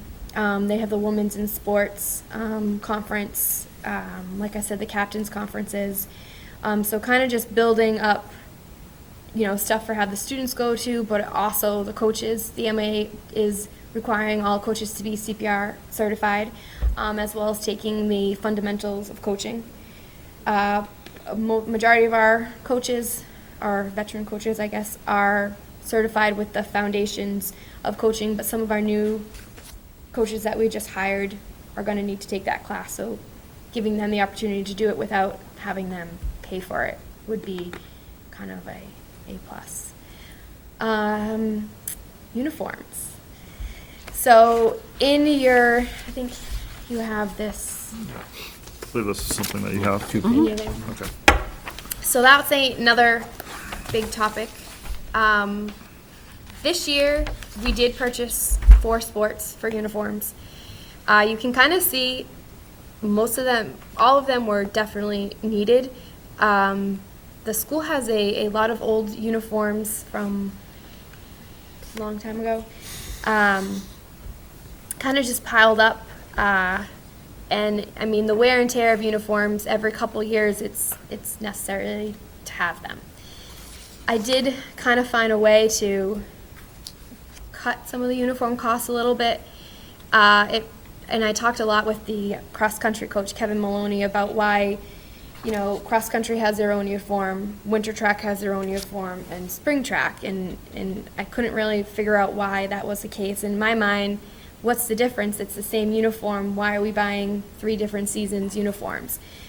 So I'm kind of putting an end to that and just having them use one essential uniform for all 3 sports, which I think would be better. And again, I don't really see the need for the 3 sports.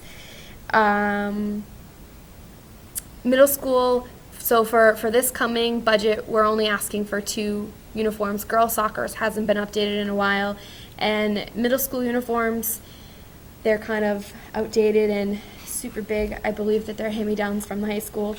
So I did reach out to our Champion Choice contract and ask them if they do actual youth sizes, which Adidas won't have them, but they have other vendors that will be able to get us the youth sizes so the kids aren't tying them in the back or whatever they're doing to make sure. Yeah, the middle school boys' shorts, believe it or not, are girls' shorts. Back when I was coaching in the late 90s, 2000s, they were the girls' varsity shorts that got handed down. The jerseys were varsity jerseys from the mid-90s that the middle school boys are wearing. So, they don't fit, most of the kids. They're way too big. And they're, almost 20 years old. And there's a healthy rotation. Again, we're talking about rotation of textbooks. Yeah. This is something that prior AD looked at and said, we have uniforms that kids were wearing for 10 years. And it was time for some sort of rotation, so you could see from 2010 to 11 to the FY16 budget, we're looking to completely, not revamp, but to have current uniforms for all of our students, including the middle school, which have gotten the hand-me-downs from the high school, which I think is, they need their own uniforms that are appropriately sized. And I'm sure you'll see if track's going to be used for 3 different seasons, you're going to see that come up more often to order. Yeah, absolutely. Obviously. That Well, would make sense. that's something I can answer to. My son does fall, winter, and spring, and yet it's a mishmash. They have, Exactly, it's a and- collection of, they're purple and gold, and other than that, there's not much that's common about them all. Some say XC on them, Yeah. some Yeah. have Blackstone Millville, BMR. I mean, Yeah. going through the bins to try to find which ones were for winter track, I had one of the winter track kids with me, and I'm like, well, which one is this? He's like, well, I think that's spring track. Well, which one is this? I think that's cross country, and it was, they're just kind of all just mixed together. So- That way we're replacing one set maybe every 5 years instead of Exactly. 3 sets every 5 years. It makes sense. Well, I think looking at it this way makes sense, because when you put a budget in front of us that says $23,000, the first thing that's going to come out of our mouth is, where is it going? And we never got that answer. So I think by just having this, we won't have a question for you, because it's right here. It's like, thanks, this is what we needed. So I think it's important to have this, so that we're not asking those questions, where is that coming from, I don't see golf on here, though. I was on there last year. It was. We don't have the golf. Yeah, team listen, right I'd love now. to have a golf team. Yeah. We put in for it 3 years ago, and it got cut. It was on there. sport out there. It was in there Was it in there last year? Yes, it was. It's the least expensive But sport it out was, but that was something that we did cut, and to be, looking at the MIA fees, we do have 9 female sports offered at BMR. We have 8 male sports being offered at BMR. Golf would be interesting, but again, we're looking at need and it's something if people want to explore, great. Do we still have hockey? No. We Well, co-op. We have a co-op. We have So we, two different. we don't pay into co-op, it's completely Well, no, it's parent. the fees. The fees paid for it. Self-sustaining with the Yeah. fees. But Yeah, it's the kids through- pay the fees. Where's that? It's Our, now, Bellingham was. Bellingham. Well, our senior, we have a senior and a junior boy that currently play for Milford. Under the old agreement, we were with Milford High. Right. So those students that entered as a freshman and continue to play had to continue to play for Milford throughout their career. Our new co-op is with Bellingham, and I don't believe we have any We have- students playing. We have none, and, which is kind of a shame. We had the coach here, trying to promote kids to come out for it, but no one. So we have a senior at Milford and I think a junior junior. at Milford. There's 3 of them. I think all 3 of them are. All 3 of them. Yeah. Is there a way to, I know a couple of years ago, or last year, we had a nice grid. You remember it, Keith? Or Mike? It had each sport, total cost of the sport, how many kids were playing in each, and it broke down the cost. Don't go crazy now. It also But it had, is like, the something that's user helpful for fees us to brought look. in, and basically expenses and revenue. Right. And I think the conversation was, that was centered around the user. Yeah, that was User centered fees. around user fees. Yeah. I believe, But, yeah. but gate fees were on there. It really highlighted that one year that we Who's were the gonna AD? cut Was that Tim? stuff. Yeah. It really highlighted Tim stuff Johnson? about how, It was the last year when we Tim? increased It the was. fees. We were looking for justification. Well, we were looking for some kind of a benchmark level of where we were. We compared against other, Right. local community. All schools in other DVC. schools, Yeah. And made some rationalizations based on all of those inputs. So, which was painful for a lot of people. A lot of people didn't like the fact that we went from here to here, big jump. But we had stayed down here for so long. We did, Went but they from still took 60 the to hit. 200 They got in a a couple year. of kids in sports. It was a big hit, but now. I'll tell you that I handled the user fees for the high school, and we did set up a payment plan once the fees went that high, and it seems to have worked. I have not received one request for a waiver at all, which go through the superintendent. In 2 years, I haven't received one request. That's great. Either they do the payment plan, or they just pay it. There's been not one issue. Oh, free and reduced, obviously. Students who are on free and reduced do play sports or music for free.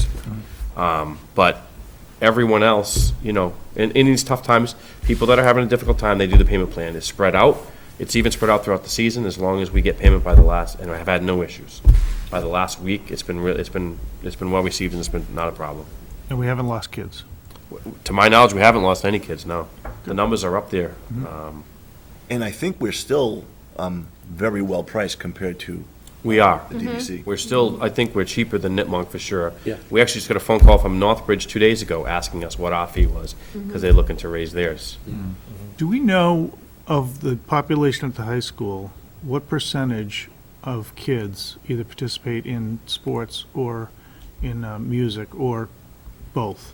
I think for fall, I did the numbers earlier today. We had 179 for all sports for the fall. Winter was, again, we have smaller, we have smaller teams or sections, there we go, thank you, and we had 77. A lot of our fall athletes also are in the marching band. So there's a crossover. Todd, I don't know if you know, that's interesting to know, like in the fall. I think there was 110. Just extracurricular? Or in bands or Yeah, music. extracurriculars. So extracurricular, I can figure this out really quickly. I think we even had a grid for that, what it looked like in 2012, 2013, to see if there was a decline. It's about 175 kids in extracurricular activities in the music program from fall through the end of the school year. Wow, so we're like 350 total, 450. Oh, some of them are the same Oh, kids. Yeah, Some are double counted. How many of those are there? I'm gonna guess there's probably about 22 maybe. Yeah. Oh, well, high school kids. I think there's some middle school kids also that do marching band Yeah.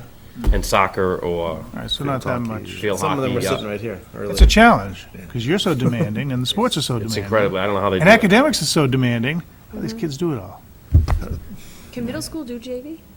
Yeah. They can do For some JV baseball and soccer, softball, and, yeah. Field hockey, The only thing they can't do is basketball, and football. unless we have a waiver, or football, Because they have their own? because they have their own.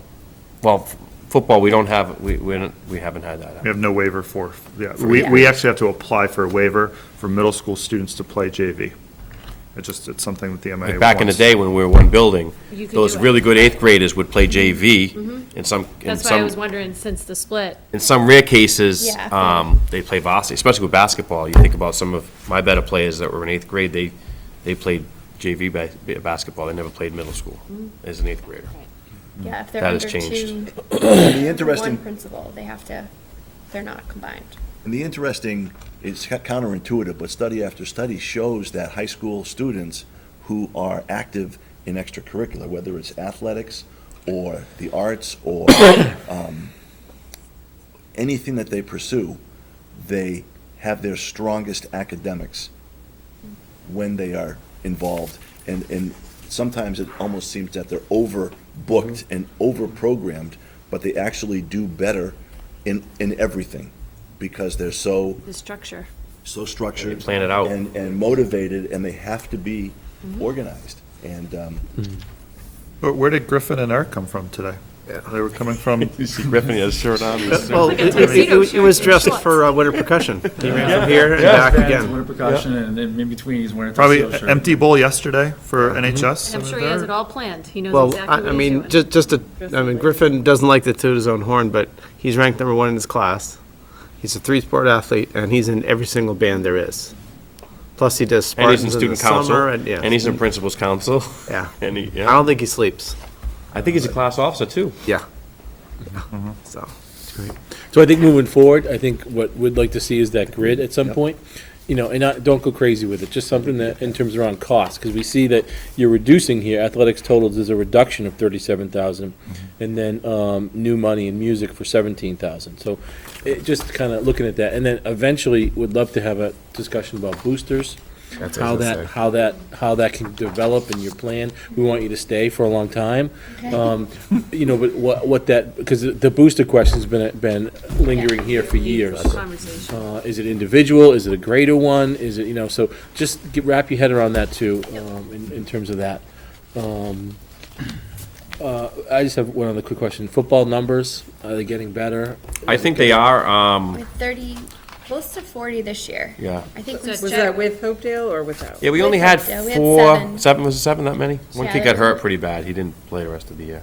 There's only I will say seven that, Rockets. you know, my son plays Pop Warner at North Smithfield, and on his seventh grade team, They were, I want to say, 7 or 8 kids from Blackstone and Millville. The same thing with the 8th grade team, the same thing with the 6th grade team, so I think the numbers are growing. So the feeder we're gonna start hitting that. And feeder talking to program. Mr. Johnson of Hopedale, Hopedale was kind of the same situation we were at. Their kids that played with Millis had to continue their career with Millis, so all the kids that we got were new players. He's saying that there's a larger number that wants to come next year. Instead of the 7, it may be 14. So Will I they think be the- allowed? I'm sorry? Will they be allowed? Yeah, because they're freshmen. They're Oh, freshmen I and see. Okay, sophomores. yep, I see. Yeah. And we have that co-op for at least 2 years, and we'll see where that one goes. And the If Hopedale we win a parents have Super been great. Bowl, I would say they would cut that. Be careful with the ball pressure. Just don't go. Oh, ball pressure, yes. Okay. Joe, I want to ask you one thing. One thing that Steve's in charge encouraged of me that. is you said you were going to have those treadmills repaired. So we did Yes. the tour of the facility. I went down, and that weight room needs some work. Well, it's. But you got free labor. Think about it. You got all those kids. Take a page out of Coach McNamara's book. Free labor. Get those kids down there working. I mean, if you have some money you can reinvest, that's one area. That's why I would talk about fields. The snow's covering them now. We don't have to think Yeah. about it. But that weight room, when I walked through there, I was like, wow, this needs help. So, And that's like one of the things that we're, even in PE, we're trying to kind of get that to look a little better. yeah. We had conversations about the floor in past years in that room, so. The tile floor is pretty racked up and it's in rough shape. Well, and the other side of it, I know it's not your area, but the center at this building is dramatically underutilized. The what? The Wheeler? fitness center in this building is dramatically underutilized. I didn't even know that. Yeah. It's not, stuff it's not and even stuff. being used. Just to Right address behind us. Mr. Faulkner, I had the same emotion when I walked through there the first time. And I know that we can do better, and if you walk through it in May, you'll have, we gotta take the before and after pictures, because we will get that Yeah, you should, updated. because it's in rough shape. Well, I mean, it's the same with science labs. I can go on and Yep. on. Yeah, science But labs. let's, you know. Have you seen the gym? The at gym, all? have you seen the The gym? gym is Painted? amazing. Repaint Yeah, it, gym yeah. looks It look good. great. I mean, and that was minimal Boring. cost for. So I think, can we move on with Yeah, please. music? So Mr. Schaefer. There is about a $17,000 increase in the budget that I requested. We used to have a policy in the department when I first started 14 years ago where we would, every year, we'd replace an obsolete instrument. And then, for many reasons, that ended, and we're still using the same instruments. I have a high school kid who's using the very first tenor sax that our music program ever bought 40 years ago. And I obviously, I get them repaired when I can, but there are some, I'm starting to acquire an instrument graveyard in one of the rooms of instruments that I've been told by my instrument repair guy are beyond repair. And those are done now. I can't use those at all. So I did ask for 2 tenor saxes and a baritone to replace the ones I have being held together with duct tape, because there are several. So that's a big increase right there. And I did also put in for a $5,000 increase in transportation. I am fortunate that I am blessed with so many talented kids. In the fall, our percussion section for our fall march band actually got the 2nd highest score in the country on November 15th, which is incredible. And one of the things that I would like to do is, as I'm in my first year following Buddy's footsteps, is give these kids a chance to have more experiences to show off their talent, basically. And I don't have that because of the cost of going to some of these competitions. There are only so many in our immediate area. The other ones tend to go a little bit further north or a little bit further southwest down to Connecticut. So I did ask for that increase as well. Like I said, we have groups that travel, obviously for marching band, but our winter percussion and winter guard teams travel. And like I said, we have such talented kids that only do a set number of shows, not because they don't want to do more, but because I don't have room to send them to, Salem, Mass again, or Salem, New Hampshire for those shows. So there is an increase in there for that.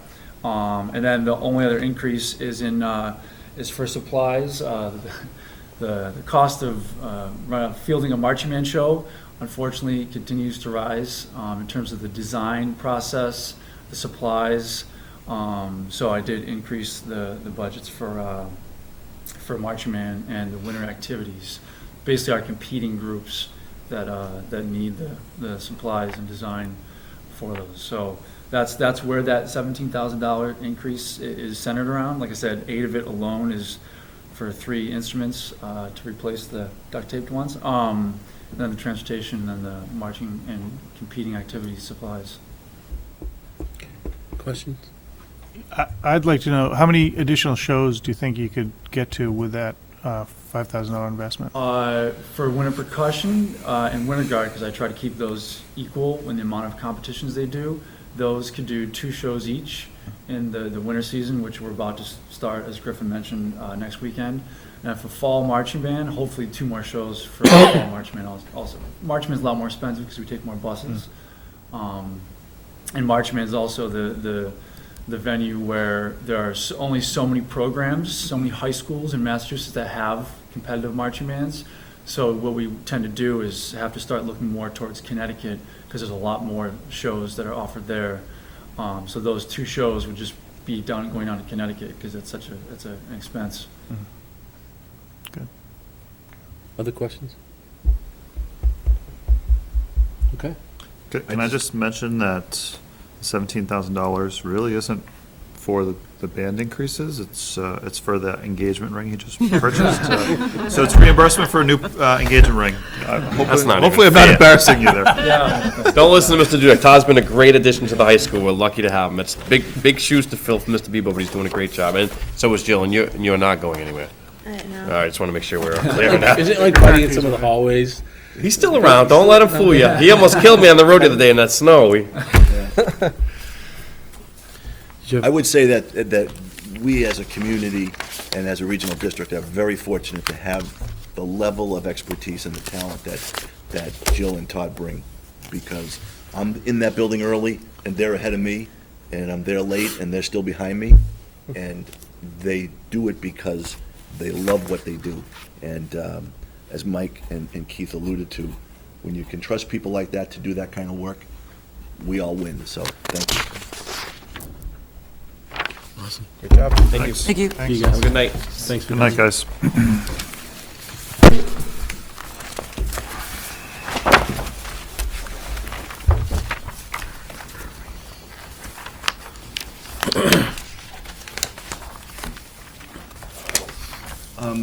To continue on with the superintendent's report, in the packet was the student activity account. Every so often, we have to have the committee approve the transfer of funds from the activities account to the student checking account. And Where was that? that is coming around. And that is something that the committee needs to do. It's really sanctioning the pass-through of the funds from one account to the other.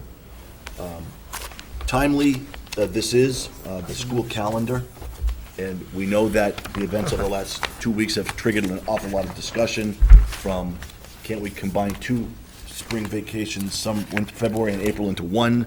No, we really can't, because March is a test window. And you also have to compete with spring breaks. But there is a lot of, there's a lot of creativity that we may want to look at in the future, but this is based upon the next year, 2015, 2016. This gives us 8 days to play with. This year, we only had 7.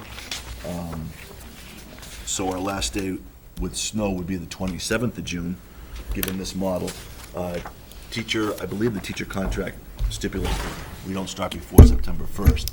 I'm not sure about that, but that is something that we would obviously want to talk about when that contract opens for discussion and negotiations in the fall. But this calendar here is a workable one. Dave has worked hard with colleagues in other districts to make sure that we have common professional development days with our neighboring communities, so that if we can offer professional development to some of our smaller groups that don't often get it, from instructional aides to nurses to guidance. And so now we have the wherewithal to do that based upon these 3 common days. With Labor Day being late this year, We can bring back everybody to orient on the 1st, with students reporting on the 2nd. We allowed for one last long summer weekend, and then we're right into this. But certainly, food for thought as we look at future years, because certainly Connecticut, which I know well, because my daughter teaches there, they do not have a February break. They have a Friday before, they have tomorrow off, and then President's Day, and then they go all next week. So they actually gain 3 days to the good, which helps them to get out earlier. The biggest influence and factor for me is in the quality and the quantity of our instructional time. And it doesn't do us good, it doesn't do our students any good to have the month of June as instructional time when we have to have them prepared for our test windows in March and May. And so it's so important for us to be able to start early. I think what the middle school did this past Monday is just the tip of the iceberg, and there's many conversations, because other parts of the country allow for distance learning to be credited as part of their school year whenever there is weather issues or distance issues, and that is certainly something. When you can validate that much teaching and learning on a snow day, that certainly speaks volumes for that opportunity, and I think that one day we will hopefully have that statewide conversation. But that would have to be a district-wide initiative. We couldn't have different end dates for the middle school versus the high school versus the elementary. Correct, it would be across the district. Right. But with what Mr. Gonzalez and Dr. Thompson are looking at in terms of technology, many districts near us have already adopted Google Classroom, and that presents tremendous options for teachers and for students. So, but this is for the committee's consideration. School committees are the ones that have the authority to set the calendar. This, I believe, given where we are now, is a workable calendar. Certainly, there can be discussion around February. Does that week come too quickly? Do we actually need a vacation next week? I know everyone's ready for April break to gear up for the home stretch, and that's in between test windows. But I think that certainly the leadership team and staff have looked at this and would support it. So it's for the committee's review and edification to be adopted at a future meeting. Okay. What are people's thoughts now? I just have one question, and you already touched on it too, with the PD days being matched up with neighboring communities, I guess. Because the only one I was looking at was March 11th. Just wondering if it could have been combined with that Good Friday week, just to give the full weeks of that month. But if it's already, it's obviously Yeah, there that's for a reason. when, that's when the Blackstone Valley Curriculum Consortium is the going to 11th, do, and do the PD day. I mean, it's one of those things where if you do it too late, too early, but that way, and like like Alan said, it's, so that our nurses and we can. But I think this year we don't even have that day, right? Did we not? No, we have it don't. in What March. happened is that We you did it had, in September. yeah, you had 2 of your days, 2 out of 3 of the days in September, and we only just had that one in January, so. Any other comments or thoughts? I'm just looking at the high school. I experienced it this year with my son. The high school midterms, they came right around Martin Luther King Day. And unfortunately, that was approximately when all the snow hit, too. So there's been a stretch of about 4 or 5 weeks where they have not had one full week. Because between exams, snow days, these type of days. So I would just, maybe you could run it by Mike Dudick a little bit and ask, where are your midterm exams going to fall in terms of this calendar? And if it's a little bit earlier start, then that certainly would move them out of jeopardy as well. It's interesting because across the state, we've had one full 5-day week since mid-December. Yeah. Because of all the professional development and weather and everything else that's been in the schedule. So we've lost a little instructional altitude, but we're hopefully going to regain it quickly. So right now, we're going to, all right, I'm not even talking about this year, because that's a different conversation. This year, you're going to have to figure out, if we go over, how you make up days if we get there. And right now, the last day of school is Friday, June 26th, because that's our day 5. If we were to use any other days, we still have 2, Monday and Tuesday, the 29th and 30th of June. Given the fact that we've used so many so quickly, I'm thinking that we'll be okay. Obviously, if weather forces us to use 2 or 3, that third day has to be made up somehow, somewhere. And certainly the committee would have input into how you want to do that. Whatever day we pick will be not well attended by students and by staff. Can we clarify that it has to be a day and not time added to the school day? You can do, you can do a lot of different ways, but the day is certainly the easiest way to do it. Okay. I just wanted to clarify, But because I you- know that there'd be questions out there Right. as why can't we extend it 10 minutes or what? I think, I just, for the viewers, I think there just needs to be clarity on Good what, point. Right. what is the Yeah. protocol, And the reality is, if we have to go there, they're still going to June 30th, correct? which Yes. I have to tell you, what are they doing in those classes for Well, that's that 2 weeks of last June, week? not much. If I hear movies or this or that and the other thing, why have them there, to be honest with you? I would rather have a discussion around how we can make up 2 or 3 days this year, but that's a separate. Not only that, but you have to look at the health of the children too. Yeah. Because when you're looking at 90-degree weather. Absolutely. And you're looking at children who don't normally drink, water on a regular basis. My son he hates water, but at that point, what do you do as a parent? You're thinking all day long, is he drinking water? Because I know how hot it is in my classroom, and it's a concern. It's a health concern, not only, but what's the choice? That's the question. What's the choice? Do you want to go a couple days more in a vacation and get out early? It's a huge discussion. That's for this year. Yeah. But for this purpose. Or even for next year. Right, it well, could for still this be a- purpose, the discussion of this purpose, I'd like to propose that we seriously consider just doing a long weekend in February. Well, I have a question. Mr. Himmelberger, you mentioned in Connecticut, that's what they do. And They have tomorrow off April? and Monday. And then they have April? They have a full week in April. So we don't have to do anything in March. I think it's probably assumed. Yeah. If you cancel February, you would do it in March? Oh, no, but- March is tough, You because can't. you Yeah, have it's MCAS, testing. you have Right. MCAS, you But have it park. doesn't mean we can't talk No, about it's, February. it's gaining, it's gaining days. For me, the Gain discussion 3. is around, you gain 3 days. As well as, if we could start a little earlier, that's the other thing, that we can talk about during negotiations or whenever that is.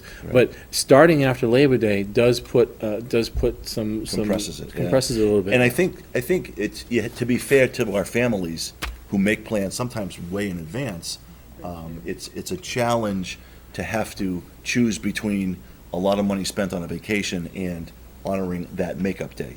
But if we plan it in advance so everyone knows it when we approve the calendar, and the teacher's contract is up June of 16, we'll begin that negotiation, I would expect sometime in November, December this fall. And so that's the appropriate time to really get into instructional time is critical, and the timing of that makes or breaks the year. So I think that's very real. If we use that third day, then we would probably be looking at a day in April. We could look at a Saturday, we could look at, a lot of different things, but the commissioner has been very consistent on the fact that we do have to make that day up. If we lose a day after June 1st for a natural disaster, a gas leak, or Hurricane. building failure, hurricane, whatever it is, that he will have the ability to waive. But anything prior to that, we have to make up. Yeah. But we I have 2 think. days to play with. Yeah, I think even the 2 days, go until the 30th if we have to go there. I agree with Wendy. Yeah. I don't think production is there in classroom, and the heat, who wants to be in here? Teachers and students. Right. So I think that's a separate discussion about what you do this year. I think you should make up 3 days this year so you can get them out of school Right. the middle of June this year. That's a separate conversation. For this, though, I'd like to really know what people think right now in terms of reducing February to that long weekend and gaining 3 days, and planning it. And again, if we can decide tonight, do it. But if we want to have discussion and thought, there's a lot of districts in the Commonwealth that are looking at this right now. Is there- It starts here. But is there, This is us. right, Yeah. is there a conversation, though, about extending the school day 10 extra minutes? And what that adds up to at the end of, throughout the whole school year, it adds up to a few days. But it's still 10 180 minutes. days. It's the- Right, you it's need 180 minutes, days it's still. hours or it's days, No, it's correct? both. No, it's both. You Both. must go, you Both. must attend 180 days and 900 meet your contact hours. 900 or 990, depending on your level. I knew, I wasn't sure if it was both or, because then I was thinking, what's the easier thing for parents is that 10 extra minutes, but. That's got a lot of problems. Oh, really? Inherent in trying to do that as makeup. Mhm. But certainly, if we had that third day to look at for this year. Right. Our options are fairly limited for this year. I think for next year, certainly, that's one option that I think a lot of school committees around the state are looking at. Do we shorten that February break, give everybody a 4-day? I mean, because the weekend? reality is That brings us back December break is 7 days or more, I think, next year. And then you have 6 weeks until February vacation. So I like the idea of a long weekend. And Would it then change graduation? With the seniors? Is there Well, what's great about seniors that? not the makeup days. Yeah. No, I mean, they if we, They have to be in school for 168. so 168 could days back would it come off. quicker. So they would get out a little earlier. Right. Yeah. Back it up into May, They could get out a little earlier and still have graduation at the same Exactly. time. depending on the snow days. Yeah. Yes. Yeah, depending on snow days. Right. But what's great about your idea, Bill, though, is I hate all these snow days now. You want as many class days before all your standardized testing as you possibly can get. Right. So, yeah, great, you have a snow day now, you make it up in June. You're still taking your MCAS tests, your AP tests, your park, if it comes to that. You want as many days front-loaded as possible. Days in late June. As soon as the MCAS tests are done, it's like ringing the bell. The days are over. The interesting conversation for me is with Park, if that's adopted, and it's a computer-based test that's far quicker to score, why couldn't you have that at the end of the year? First 2 weeks of June as your test window, and then you have, the whole year as quality instructional time. I'm Oh, not and sure you if would have park 2 times throughout the year. You'd have the middle, performance-based in March and the end of year. right. So you would Truly, definitely want yeah. to, you definitely would want that February time because, I mean, we're taking it a couple weeks and we're blinking and it's already here. That's right. I know. So, and we are not reaching that gap because of all those days that we've missed. So it's not easy when you get to that level of testing where it's testing in 2 different areas, 2 different times. Yeah. And the end of the year is bad enough, and you're still going to have that park testing at that end. Right. And at the high school, you are doing, I mean, Steve's right.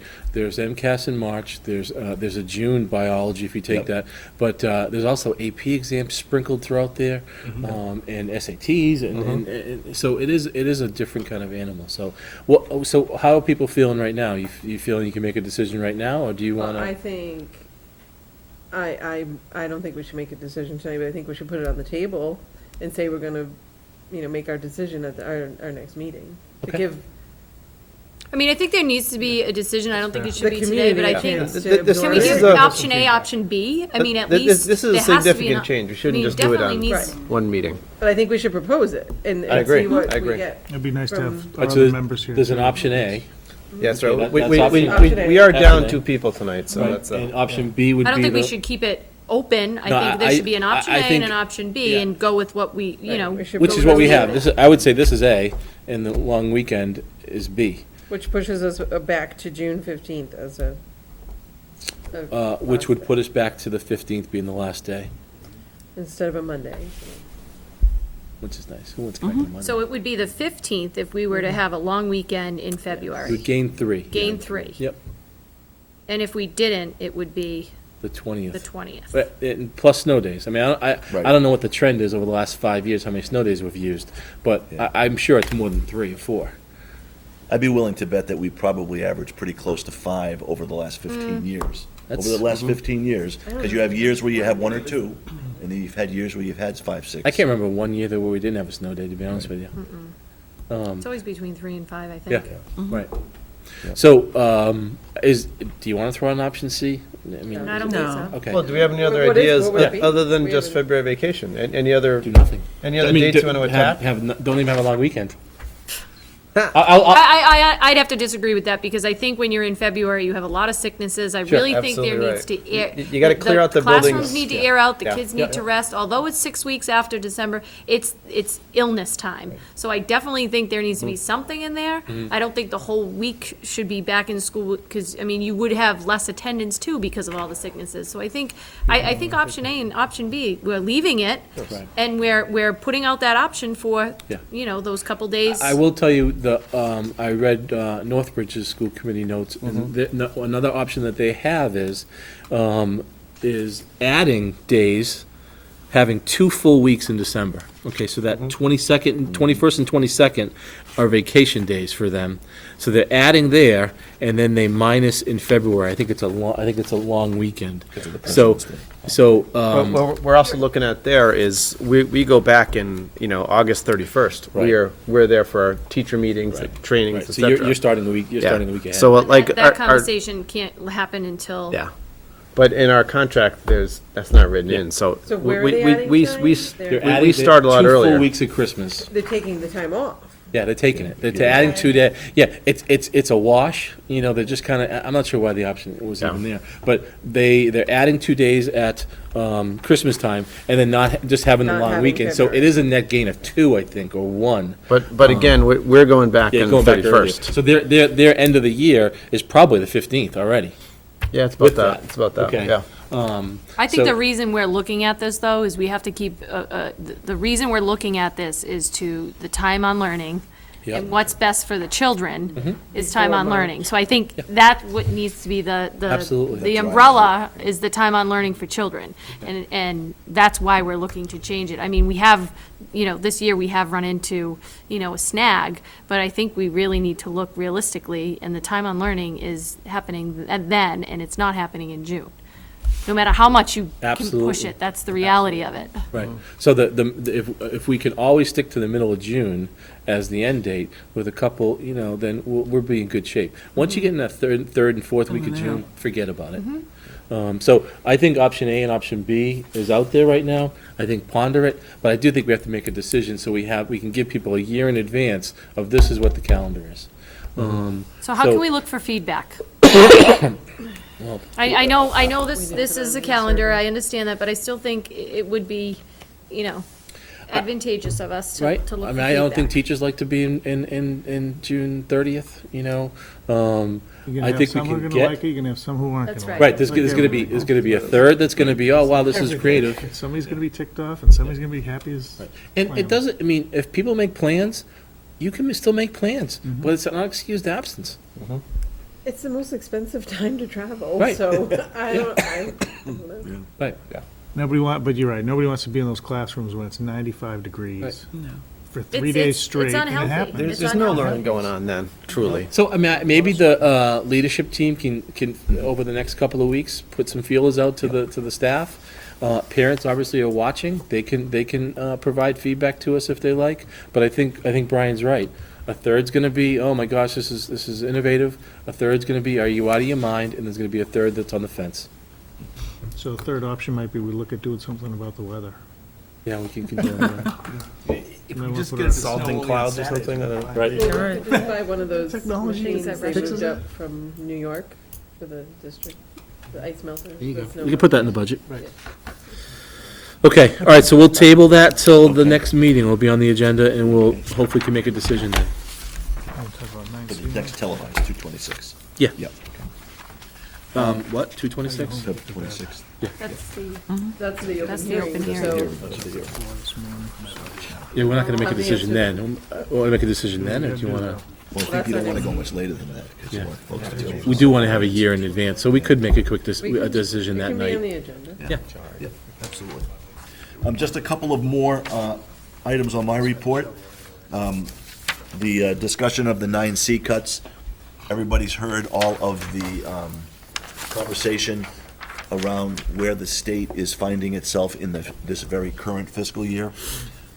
Governor Patrick, in November, right after the election, announced a $300 million plus shortfall between revenues and expenditures that were running higher and revenues that were under estimated.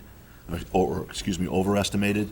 When Governor Baker took office, it was readily apparent that the gap was far bigger, and there was another $765 million identified, so current FY15 for the state is somewhere around $1 billion on a state budget of 36. So the state obviously has more weapons to use to adjust it.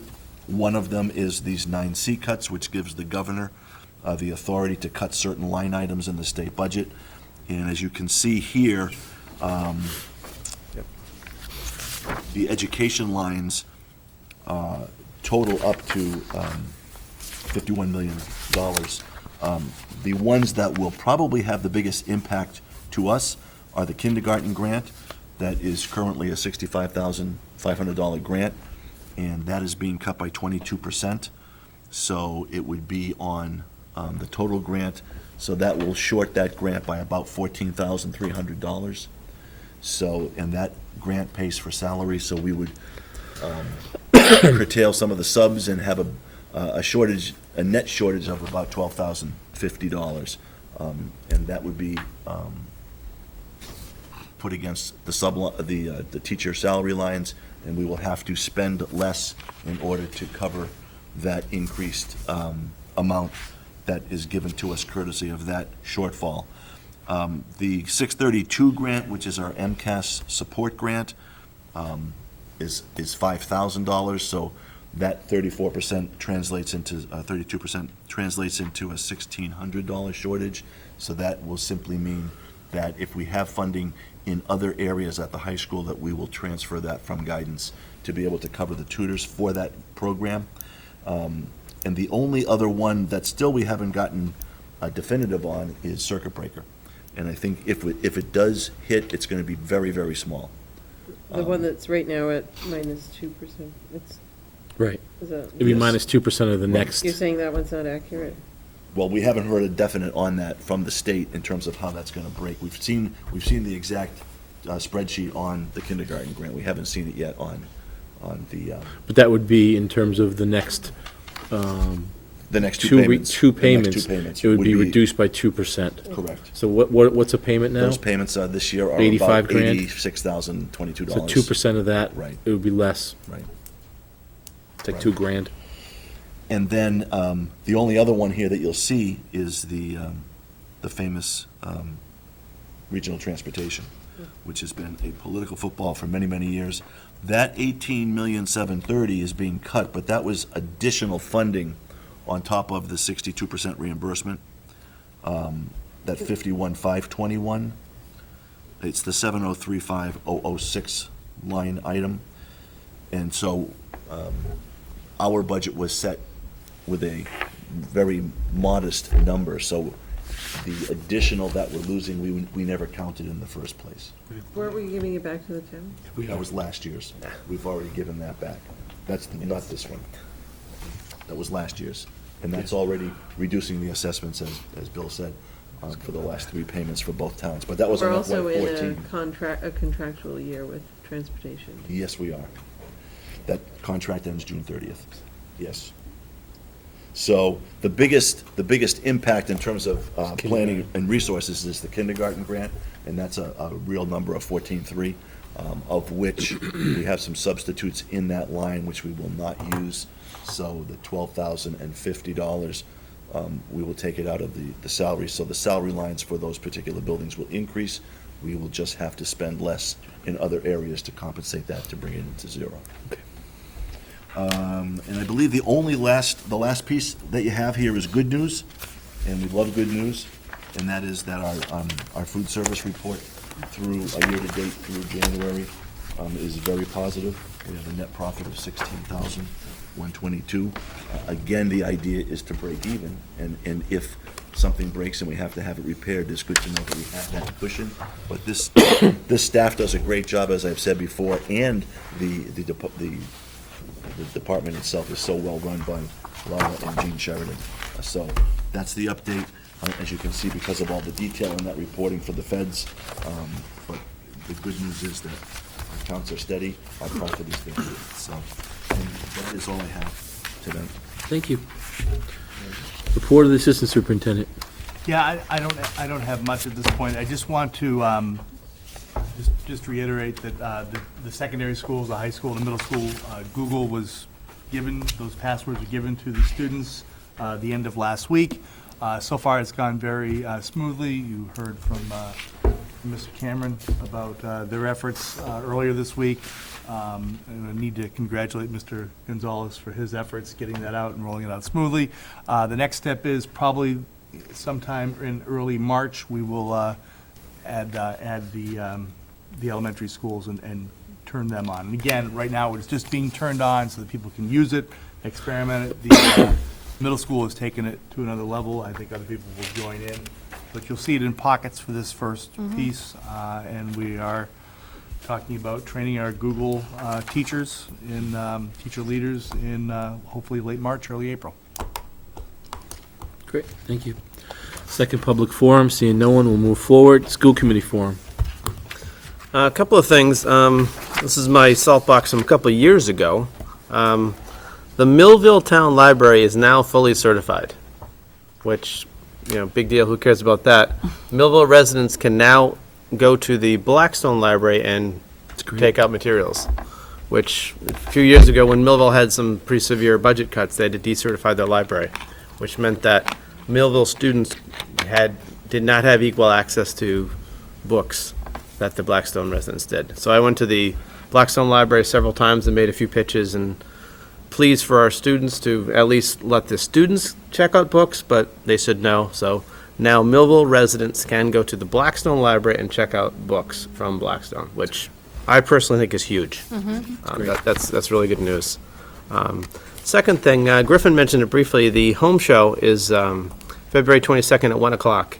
It's a Sunday, I believe. And if you've never been to a home show, that's the Winter Percussion and the Winter Guard shows. It's a competition between some of the surrounding towns, and it's really, really impressive what these kids have done. If you've never been, you really need to go. It's a very impressive thing. So hope to see everybody there. It's in the gym? Yes, it's in the gym. Do you recommend earplugs? At times, yeah. At times. Sell them. Yeah. The only thing, I think you have to have a Millville library card to be able to use it. Just make sure. Yeah. Take care of It's the true. technicalities. So I want to thank you for having more of the kids here. I missed the last meeting when Mrs. Warren was here with her kids, and I did see it on the recording on YouTube, so it looked like a fun event, and it was really great to see the kids here tonight. And what I really was impressed with, as I listened to not only the kids who did the 351, but also our student reps and Jill talking about all these different events that these kids have done outside of Blackstone Millville Regional District, and went out and met these kids from all these other schools. And I know they've also had a pretty strong student council program here that's been, the statewide program that a lot of kids have come into. So it's encouraging to see that our kids are really not just being insulated in their community. They're really getting out and they're making connections other places. So I think that was really good to see, and it was great to meet Jill and have Todd come in as well. So thanks for all that.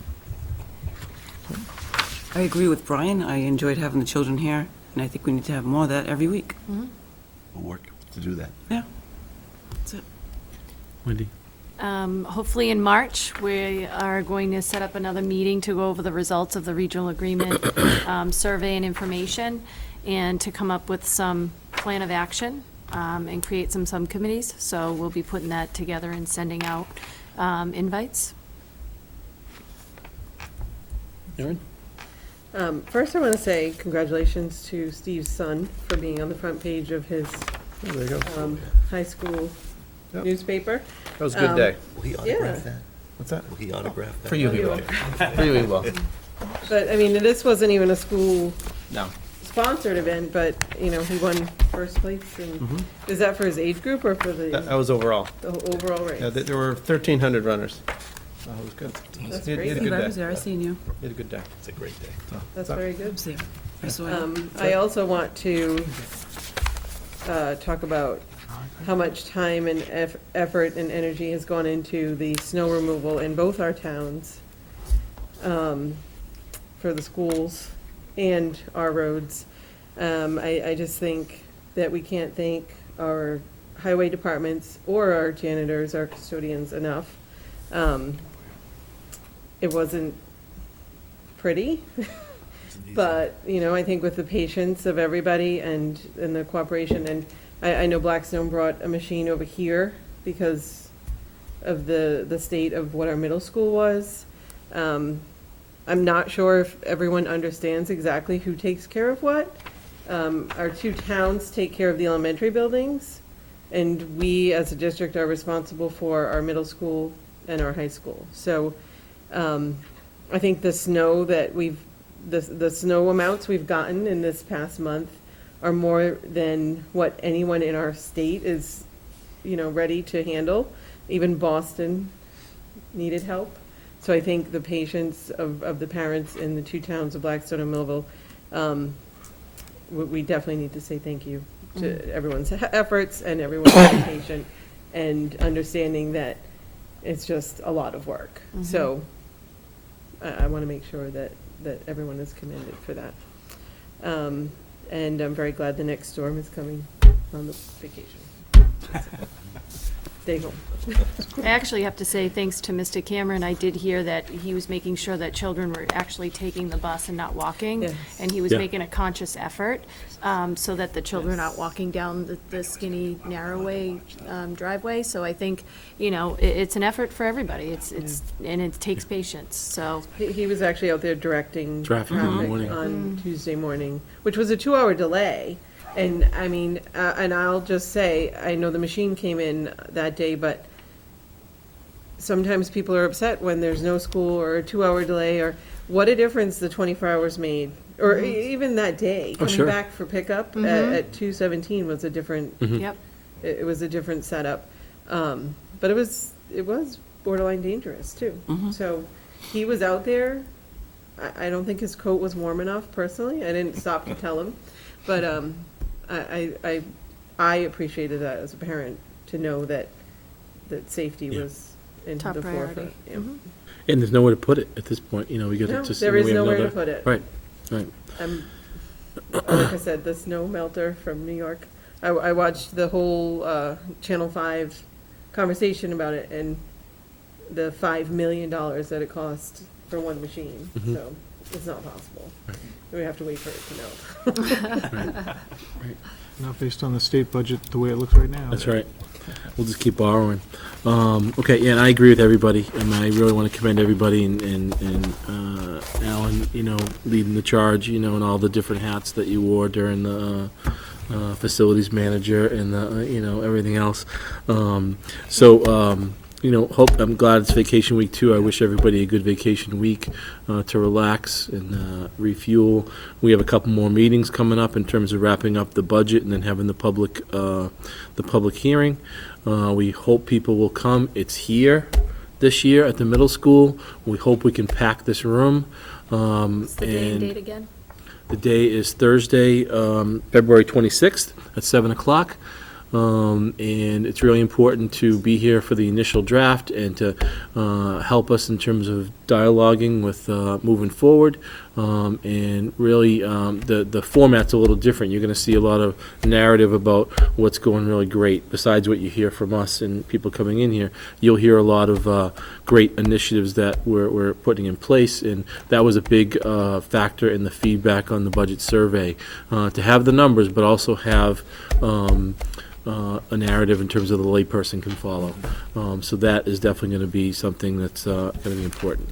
So with that, we're going to meet again next Thursday for the final budget workshop meeting, and then we'll have the public hearing the week after on Thursday.